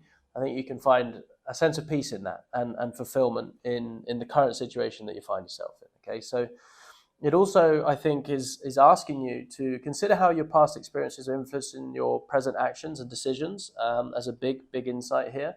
And are there unresolved issues or maybe some emotions that need to be addressed? Maybe there's some open loops that need to be closed up, some conversations, becoming complete with the past. I think your spirit guides are encouraging you to reflect on these aspects and seek healing and closure where necessary, where possible. Okay, so remember, embrace the joy, the innocence of the past, reflect on how it's shaped you in the person you are today, but stay grounded in the present. Find the joy in creating new happy memories. Address any open loops, unresolved tensions, emotions, memories of the past. And also remember, there's the principle of cause and effect here, the Hermetic principle of cause and effect, reminding us that every action has a corresponding reaction, and that our past experiences really do shape our present reality. But we're empowered to understand that, and it's how it shapes us that makes us empowered. If we have that awareness about it, and the Six of Cups embodies this principle, by showing us the importance of understanding the influence of our past and our present. So as you reflect on the past, embrace the joy of the memories. Remember that you have the power to create a positive and fulfilling present moment, and by addressing these unresolved issues, close those loops. Don't leak any more energy out from those past memories. Okay, so if that resonates, then great. Let us continue. We're going to deep dive now into this reading, and let us receive another message from your guides for you at this time. Okay, see what they have to say. Wonderful. Okay, so the Ten of Cups, representing emotional fulfillment, harmony, joy in relationships. And as a message of encouragement, I think from your spirit guides here, this card really signifies that you are surrounded by love and support, and that the true happiness and contentment are within your reach. The Ten of Cups indicates that you really have the potential to experience deep emotional satisfaction, and the harmony that comes from really emotionally satisfying relationships, and it encourages you to really cherish the connections you have with loved ones and to cultivate an environment of love, peace, and mutual understanding. And they're reminding you here that of the incredible love and the support that surrounds you all the time, and to embrace the love and connections that you have with those around you, and know that your spirit guides are here to support you also in cultivating a life filled with harmony, with contentment, and that you're deserving of that contentment.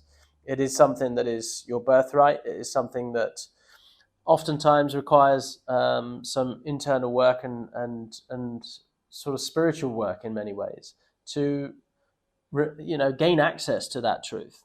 That our truth, our core truth, our birthright of being loved. We're never alone. To know that there is hope. These are all our birthright. Those are the core aspects of our essence, of our being. And somewhere along the way, sometimes we get that distorted. And that distortion then becomes what we relate to, and we think that that's who we are. But in the reality is that we are these abundant, loving beings. And you are no exception to that. And so, the Ten of Cups also, it asks of us, to consider how can we deepen the emotional connections in our life that we have already. Are there ways in which you can express your love and appreciation more openly? I think your spirit guide's encouraging you to be proactive in nurturing your relationships and to create opportunities for more meaningful connections and shared joy, share in those moments. And so, the Hermetic principle of vibration coming through here, also reminding us that everything is in constant motion, that our emotions, energy in motion, influence our experience. And the Ten of Cups embodies this principle by showing us that the importance of cultivating the positive emotions, love, helps us to have those harmonious relationships. And so as you embrace the love and support around you, remember that your positive energy and emotions have the power to really create a life filled with joy and fulfillment. Okay? So let us explore your gifts, your strengths that you have at this time. So your gifts and your strengths. And we have the Five of Swords. Okay. And sometimes seen as a negative card, this card represents, conflicts and tension and difficult situations. However, I think in the context of your gifts and strength, this card to me suggests that you possess the ability to navigate through challenging circumstances with a sense of resilience, with a sense of determination. And it also indicates that you have, the strength to face those conflicts head on as well, and to learn valuable lessons from difficult experiences. You're not shy about doing that. And your ability to remain steadfast, composed in the face of that adversity, I think is a testament to your inner strength and resilience. Okay, so I think your spirit guides here want to acknowledge the incredible strength and the resilience that you possess. Okay, your spirit guides are really commending you here for the determination, for the perseverance that you've shown recently, in particular in the face of adversity. And they see your capacity to remain composed and to find solutions in those challenging situations, okay, often involving people letting us down or turning their back on us. You're able to remain steadfast, though it sometimes feels, emotionally challenging, of course. The Five of Swords is also asking of you here to consider how you can use your experiences of conflict and tension to grow and to evolve. Is there any missed opportunities there for you that you may be wanting just to turn your back and just move on, but in doing so, we sometimes can forget the golden nuggets of the lesson, of the insight that come from these experiences. These experiences are always going to come our way, not necessarily in the same intensity or severity or even topic, but they're always there offering us opportunities to learn and grow. And so make sure that you're not turning your back on them immediately as a knee-jerk reaction, though it's understandable to sometimes want to do that. They're encouraging you here to reflect on these experiences, okay, and use them as opportunities for that personal growth and improvement. And so, remember, just acknowledge your own strength, your resilience that you have, okay, in navigating those circumstances that come our way. Face the conflicts head on, learn valuable lessons from those experiences, reflect on the past conflicts, use them as opportunities for that growth, and remain composed, determined in the face of adversity. Right? These are all the reminders here, and the principle of polarity really reminding us that everything has its opposites and that balance is found in integrating those polarities. So the Five of Swords embodying this principle here by showing us the importance of finding the strength and the resilience in the face of conflict and adversity. I often think about how can I make my children more resilient, and it is not by sheltering them from challenging situations.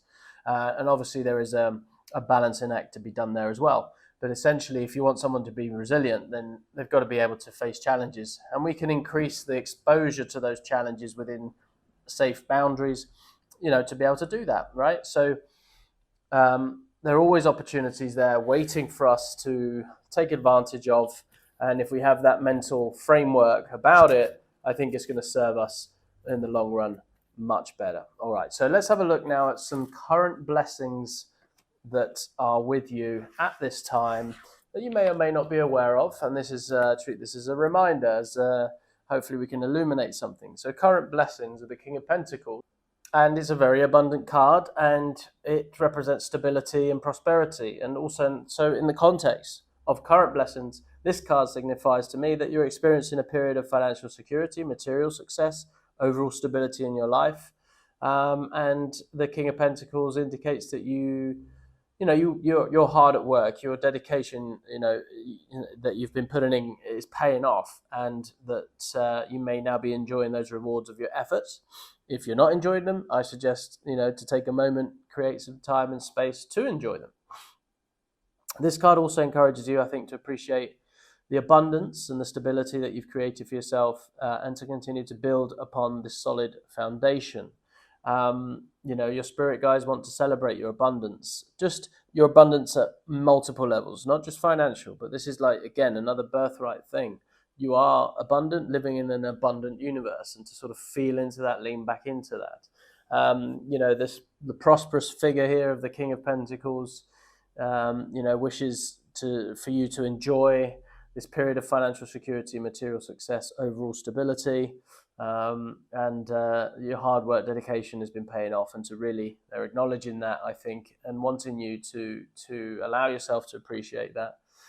Also, with the King of Pentacles, there is a question that we can ask ourselves of how can you use your abundance and your success to benefit others?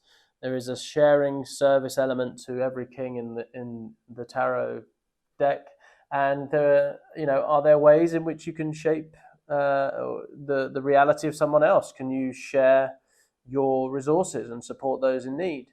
And I think they're encouraging you to cultivate a spirit of generosity here at this time, and to use your prosperity to make a positive impact in the world. When we're able to be of service to others, it really does fulfill so many meaningful aspects of the human experience. And so, just appreciate the abundance and the stability that you created for yourself. Continue building upon the solid foundations with hard work and dedication. Continue to do that. Use your resources and your successes to benefit others, support those in need, cultivate that spirit of generosity, make that positive impact in the world, that you have massive potential to do that.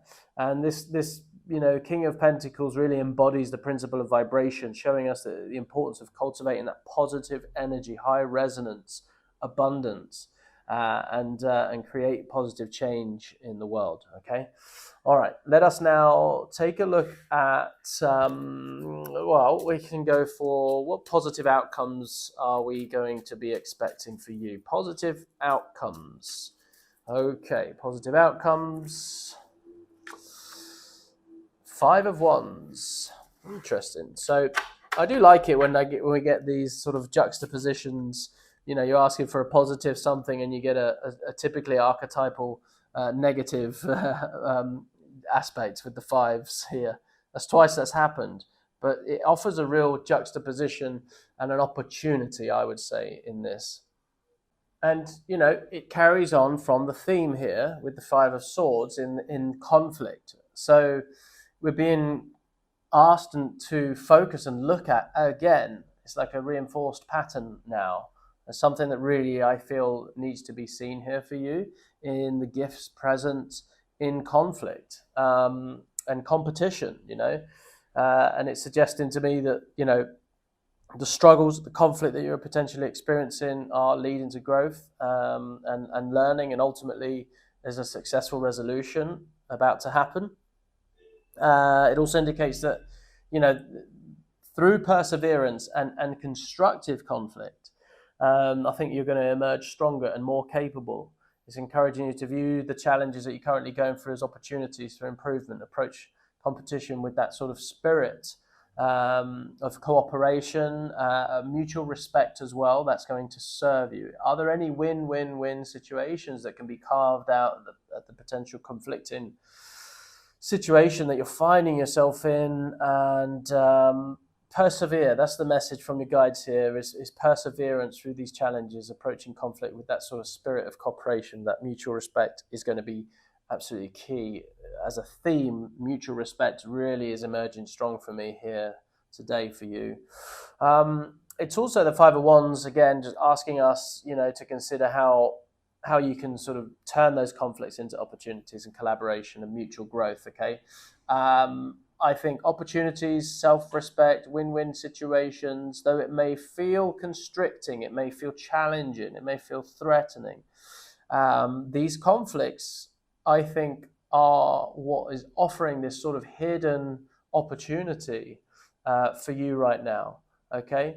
And I think that, again, that sort of principle of balance here, you know, conflict offering opportunities for collaboration, conflict, collaboration. We see them as the polar opposites. And in being able to see them both without necessarily desiring to collapse into either one, I think holding them both is what reveals the third emergent property. And for you, that's going to be a very powerful insight. What's going to enable you to remain observant of the polarities and hold it as a whole, complete, balanced system, I think is going to be mutual respect. And what I mean by mutual respect here, I think what's coming through for me is respect for yourself. You know, you have your boundaries, there are limits, okay, and tolerations, we could say, within that system. And so your mutual respect is respect for you, but respect for others. And I think when you engage in these potential conflicting situations that may be happening for you right now or about to, what I would say is tune into the style of communication that you're having with others. What I mean by that is we can choose one of 3 main sort of styles of communication. We can have, and by communication, I mean relationship. So how we relate to others, how we communicate. So we can relate to others in a I-you, okay, or an I-it style, that is, you know, objectifying that other person, okay, not recommended.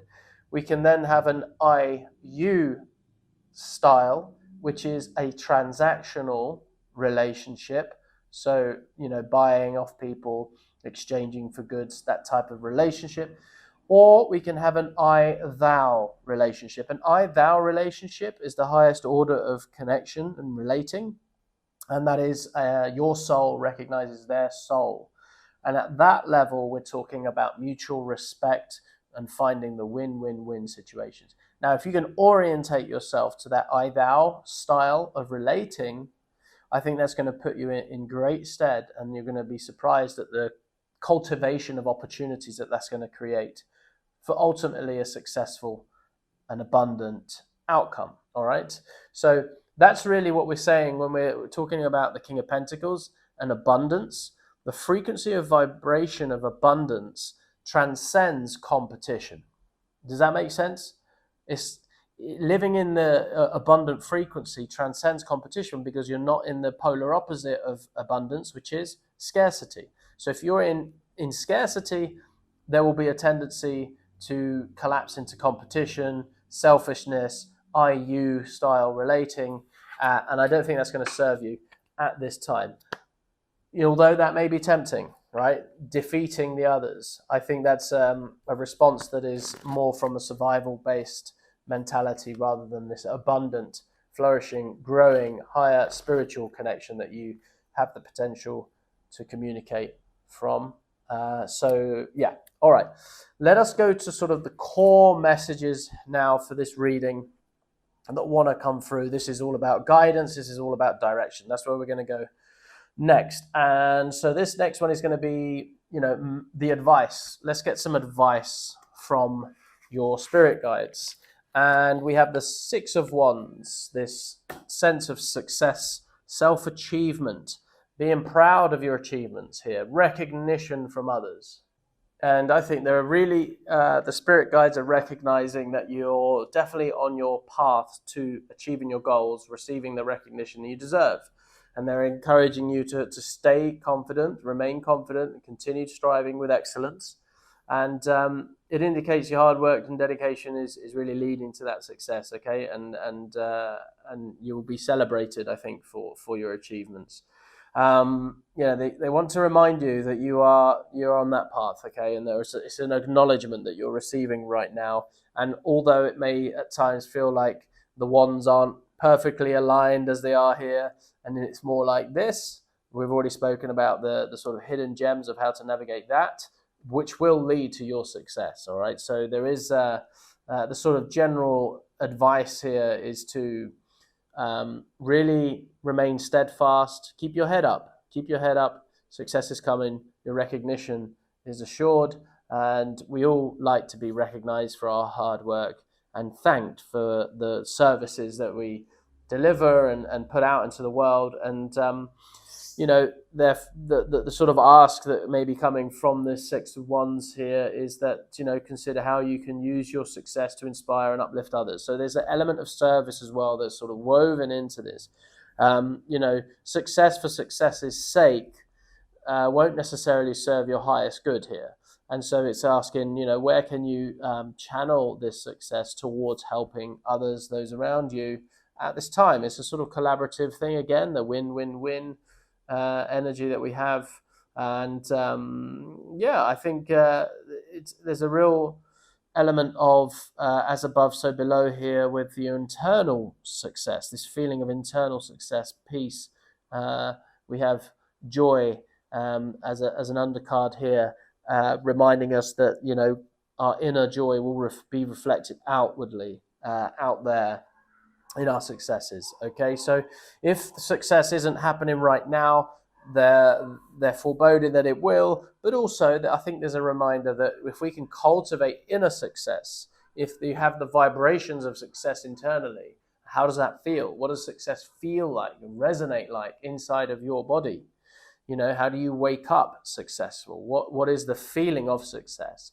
And tuning into that will create this ripple effect outwardly for success to be manifested and really gravitate towards materializing itself in your life. Okay, so opportunities. Let's look at opportunities that are available that you should at least consider. Okay, so these are opportunities for you to at least consider. And again, we've got this sort of collaborative relationship here, but it's built on mutual success.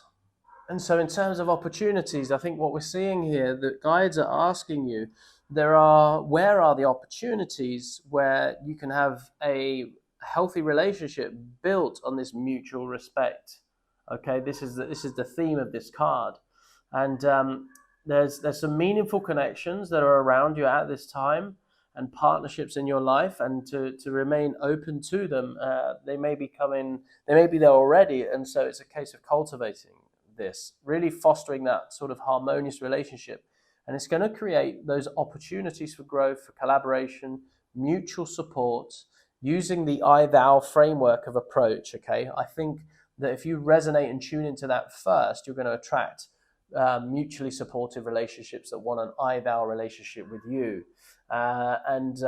Meaningful connections. This is the guide's message. Where are those the opportunities are going to come when you resonate with the vibration of I-thou, looking for those mutually respectful relationships in your proximity. They're there already. They just need to be cultivated and expressed and communicated in that I-thou sort of frequency. And I think from that, you're going to see growth, you're going to see abundance, you're going to see ultimately success. And that's the message that I'm getting from this. All right. So, deepen those connections, create more harmony and understanding with those around you, and encouraging you to invest time and energy in the relationships that are already in your orbit, we could say. All right. There's also the yin and yang of this, the masculine, feminine energies here, the principle of gender in Hermetics, it's saying and expressing itself here, that this principle showing the importance of harmonious relationships built on mutual respect. That is those foundational relationships that are built on mutual respect like that essentially have the potential to create a third emergent property, which we can call the relationship itself. Therefore, putting both of you in service to the relationship instead of in service for your own personal gains, right? That's what I mean by this mutual relationship aspect, okay? So it's finding those relationships are going to nourish your soul, and you're going to be in service to a higher order of good, both of you serving that higher order of good, whatever that may be. That could be forming a charity, that could be in service to other people less successful, less able at this time, whatever it may be, okay? Or just literally in service to a fulfilling relationship that potentially awaits for you at this time, okay? So build it on those foundations, have that mutual respect, have the respect for yourself first, of course, and then you'll be surprised at the opportunities that will come from nurturing these relationships. Okay, next we have the Four of Wands, and the Four of Wands is being drawn in the context of the path forward. Okay, so what does the path forward look like for you?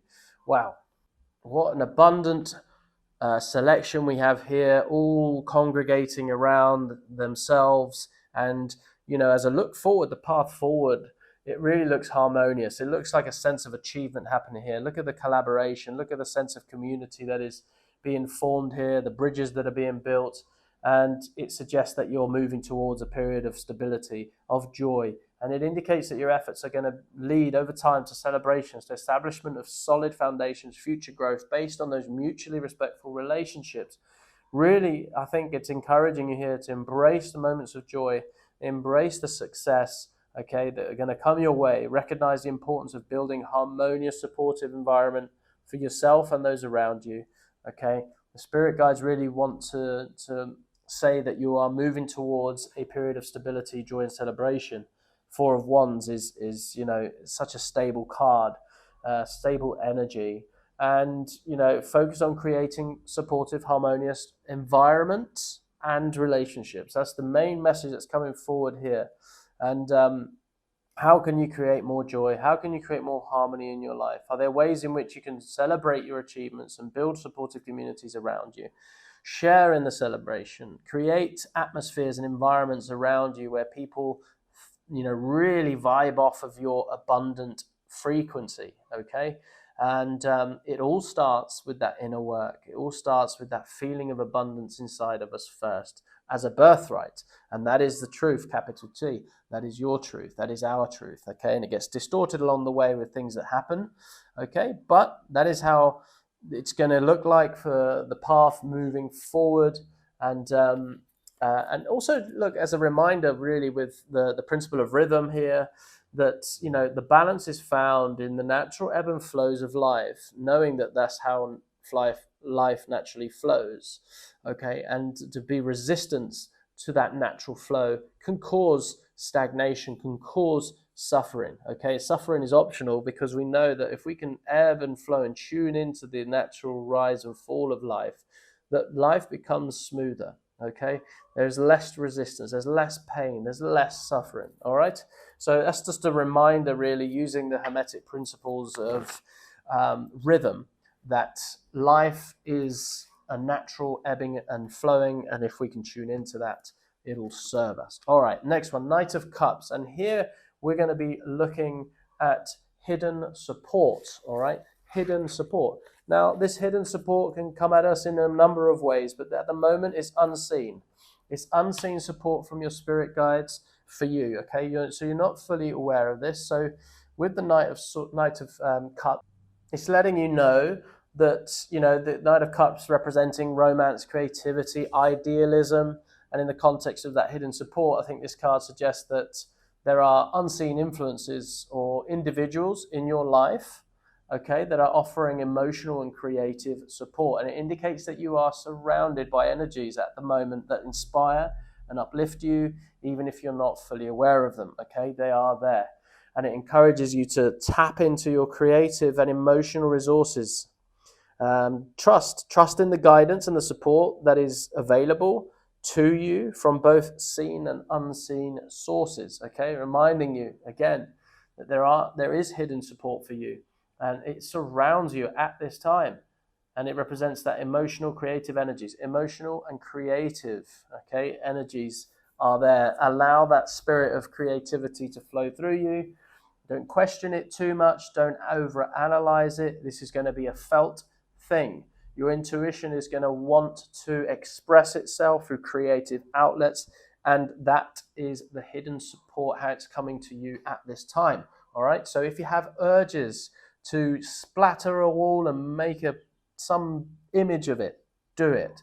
Follow that. Trust it. That is something that is going to support you. It's going to support you moving forward. That is the hidden support at this time. Emotional, creative support. And though your successes, look, at the moment, the only swords that I'm seeing here is in this conflict that we explored earlier, okay?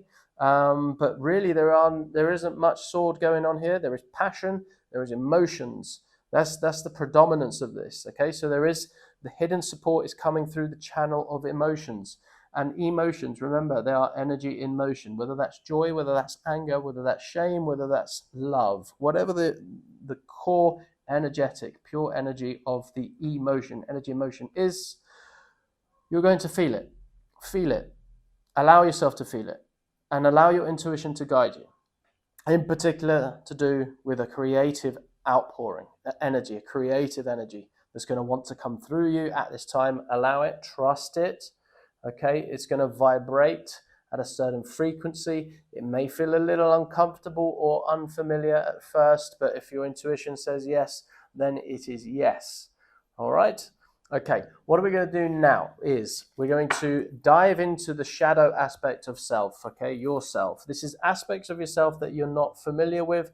This is aspects of the shadow self that need attention at this time. What are the blind spots? What are the things that you're not seeing? And we have a sword.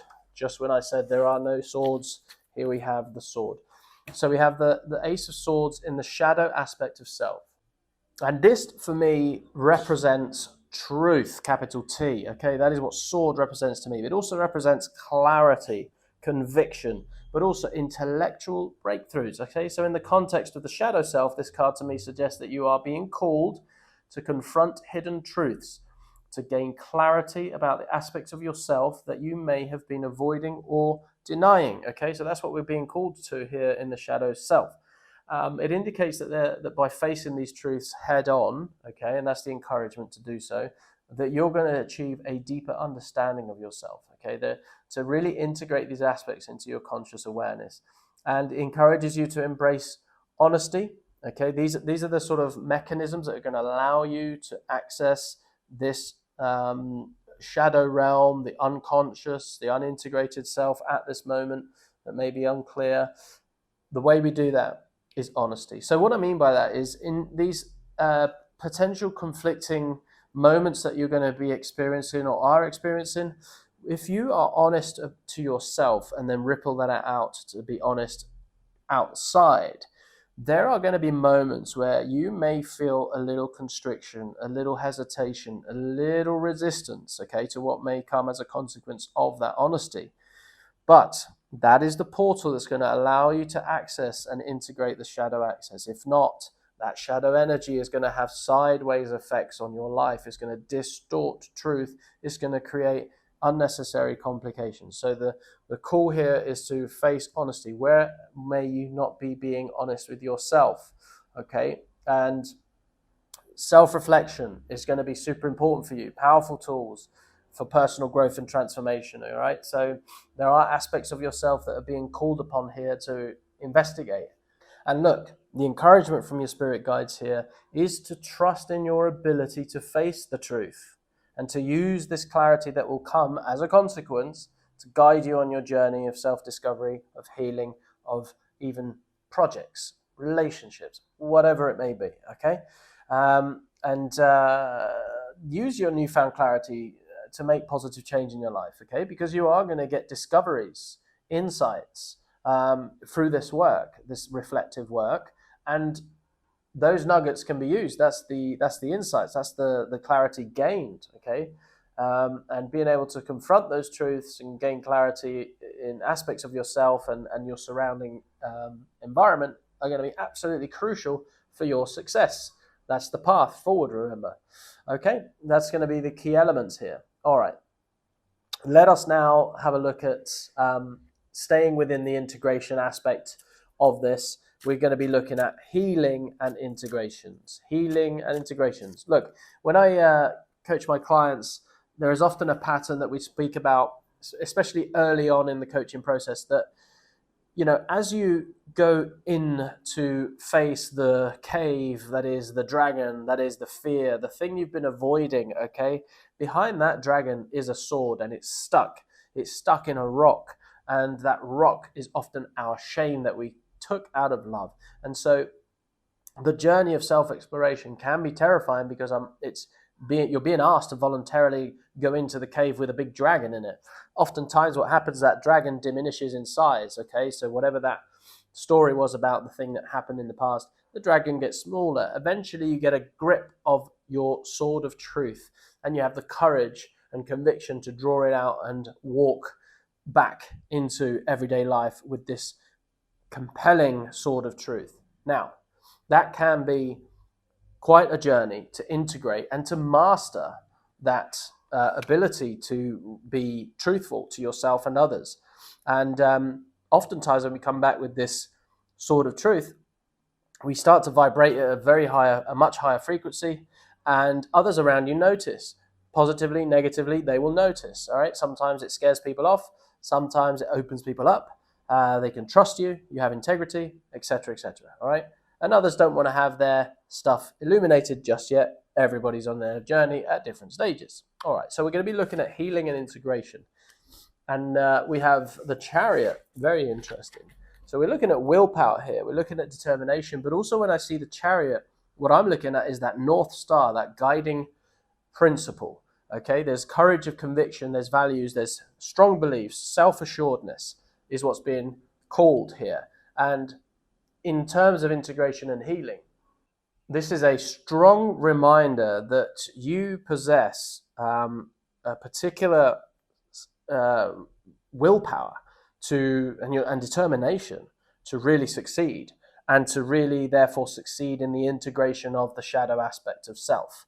All right, it's really, for me, what I'm seeing here in this center line here, right from the anchor card, is that the nostalgia, the memories, the experiences of the past are the starting point, and that it may or may not have distorted a truth about yourself and about reality that you need to get a grip of and grasp this sort of truth, or a fundamental truth that you may or may not have admitted to yourself, okay, or about life, whatever it may be.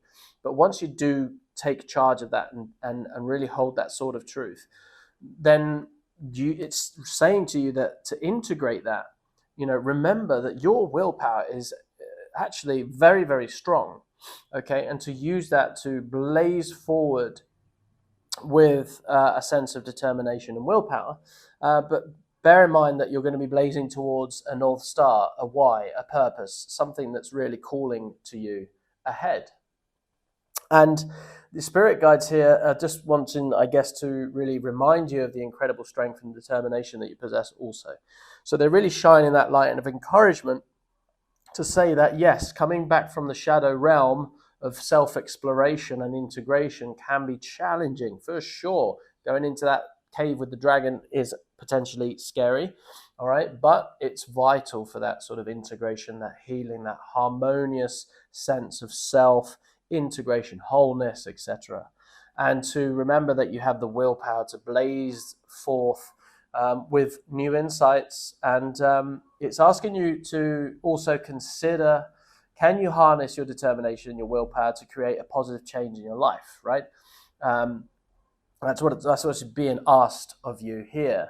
And, your spirit guides are encouraging you, again, to take charge of your healing journey and to use your inner strength to guide you towards a future filled with balance, filled with fulfillment and joy and contentment, all right? And the chariot also, for me, reminds me of the power is in your hands, okay? So it's about understanding and giving you permission to understand the laws and the principles of cause and effect, okay? And that is that every action is a corresponding reaction, and that we have the power to shape our own destiny through our thoughts, actions, and intentions. And I will empower you now with the sort of strategy for manifestations. Very simple. Is first we adopt a mindset, a framework with which to sort of interact and interface with reality out there and ourselves. And that's a sort of philosophy of life, if you will. Those will resonate and create a certain thought pattern, repeat thought patterns in our mind. And that could be a thought about a future house we want to bring into our reality, or a lifestyle that we want to have for ourselves, or a relationship, whatever it may be. We'll have the thoughts. And then we will ensure that we have the corresponding emotional response associated with the thoughts. Once those three are stacked, the framework, the thoughts, the emotional response, then we will begin to manifest into reality through our words, okay? The words will correspond to the feelings, to the thoughts, to the framework, in alignment with positivity. Then our actions and deeds, and that will be the final step. Because those actions and deeds are out there in the material world, they'll begin to coalesce the relevant resources and people and structures around to form into material reality what it is we want to bring into the world. That is the magician, and that is what is being reminded here with the chariot, is that you possess that will to create the reality that you want, especially coming back from the shadow realm and integrating your wholeness, okay, thus becoming whole and healed. Okay, let us continue. Let's look at, overcoming those challenges more specifically, because, on the return to the known world, as it were, from the unconscious, we will face those challenges. We've looked at some of the challenging aspects here. And we have, so the main challenge that's being reflected to me here is the challenge of change and endings and something coming to an end and something new starting. Okay, so there's old and old structures that are going to have to die off. That's what I'm getting here. Okay, there are old patterns of belief that tie you nostalgically back to the past that are no longer serving you, and that they are going to have to die off for your new emergent self to be born into the new reality that you are creating for yourself. All of this is in your control. All of this is in your power. But the challenge is going to be how to integrate and to grieve, okay, the passing of the old patterns of belief. See, even a potentially toxic belief structure of believing that you are not enough. Let's just take that as an example. May or may not apply to you. But if you believe at some level that you're not enough, and you are constantly externally striving for more and more and more to prove that you are not enough, over time, that belief structure we become so identified with it that to let it go feels like there's a part of us that's going to have to die off. And that's exactly what has to happen. Psychologically speaking, there is an aspect of us that has to die off. Okay? And that is going to be a potential challenge for you. In the journey that you're embarking on right now, what is being reminded here is that aspects of your belief structures, patterns of belief and behavior, are going to have to die off to make way for something new. And that will be challenging. That's all it's saying. But listen, the spirit guides are saying to you right now, we've got your back. Don't worry. This is a very healthy, natural process of life. And you have the willpower, the strength, the determination to do that. All right, let us cast a long-term vision for you here, shall we? All right, so what I'm seeing here with the Four of Cups. Actually, before we go into the long-term vision here, I just want to point something out. This card was the 13th card in your spread, okay? Death. Death is the 13th card, all right? I just wanted to sort of point that out because, you know, oftentimes these kind of things happen and that there reinforces and sticks out to me that this is a very strong message that needs to be heard by you at this time. That the challenges that you're going to face is the allowing that no longer serves you to die off, all right? I just want to double click on that, make sure that that comes home nice and clearly. All right, now, long-term vision, future. Well, the Four of Cups represents contemplation, introspection, and often a sense of discontentment. So in the context of long-term vision, this card suggests that it's important to periodically reassess your goals and aspirations. All right. So you may be, especially initially, there is such a rush coming out of the process that we've walked through here on the back end of it. There is a sort of rush of excitement, of newness, and we can encounter moments of like peak experiences which will naturally, because of life's vibration of rhythm, principle of rhythm, should I say, when we have those peak experiences, expect the peak trough, right? And that's normal. But we get a lot of despondency when we have those peak trough moments. And so we tend to sort of want to chase the dragon and stay in the peak moments, which is not in rhythm or harmony with how reality is. So we get a lot of resistance and it's not good, not healthy. That's where addiction can creep in. But what I'm saying here is that you may get despondent on the way, okay? Over the next coming 12 months, 18 months, there may be some despondency that creeps in, all right? So what I'm saying here is that over the coming 12 months, 18 months, if you start to feel a little despondent, dissatisfied with just maybe nothing in particular, just the energy of that, okay? What I'd love you to do is take that as a cue. Take that as a cue to go introspective, pause, reflect, okay? And to really sort of contemplate.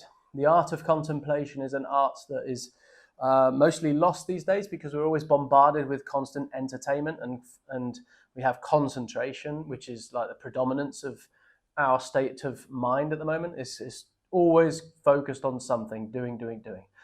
So what I'm asking here is to allow yourself to contemplate. Contemplate is between concentrate and meditate. Contemplate. Gaze. Look out into a field. You know, just allow your mind to wander. Be introspective. Carve out time intentionally for yourself in those moments of despondency. Do not beat yourself up about feeling despondent. That's not the aim of the game here. The aim of the game is to notice in your body when you feel a bit off, a bit flat. That is a cue for you to go and contemplate. Take a walk in a forest. Look at the nature, look at the trees, look at the animals. That contemplation will then reinvigorate and allow you to move forward with determination and, more importantly, with clarity. Okay?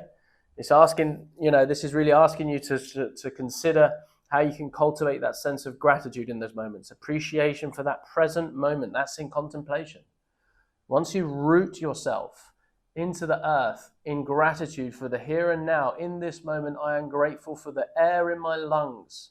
If you can do that, that is what will course correct. That is what will re-energize and keep you moving forward. All right. Ebbs and flows. All right. Tune into the ebbs and flows. We tried to sort of avoid the peaks and troughs, ebbs and flows, a smoother transition from one state to the next, with gratitude, with self-respect, guiding you all the way. All right. What I want to do now is reveal the final message, okay, the final message from your guides that they want you to hear at this time. And we have the Tower, which is also known as transformation, which is a realization, a life-changing, and liberation. Again, this is really the final message coming here. Now, it's no surprise that I double-clicked on death here, because change is what is being, transformation and change is what is being invoked here with this card. And, I do believe that, this final message is saying to you that change is on the horizon for you, significant change. And that these changes, though possibly disruptive, are going to be necessary for the growth and the evolution that is to come. And it indicates that old structures and old belief systems and situations that no longer serve you, they're being dismantled. We may resist that. That's what I'm saying about this resistance to change and the dying off of past belief patterns and behaviors. There is always going to be some sort of clinging to the old, not wanting to change. But if you can soften and trust full and allow that change to occur, it's going to occur anyway. It's either kicking or screaming, or allowing yourself to sort of gracefully roll with it is more advised. Really embrace the change with an open heart, and trust that even in those times of upheaval, the universe is guiding you towards a better and more aligned path. And really, the power is in your hands to how smooth that transition is for you. Of course, people like to make it a little dramatic and hold on to it at times, and it creates a good story for sure. But I think that's unnecessary suffering. Okay, life is a struggle, a noble struggle anyway. Suffering is optional. Okay, and so bear that in mind. Embrace significant changes with an open heart. Trust in the process of transformation. Let go of old structures, beliefs, situations that no longer serve you. Okay, remain adaptable, resilient in the face of change. You are resilient. Cultivate a mindset of openness, flexibility, and trust that the universe is guiding you towards that better path.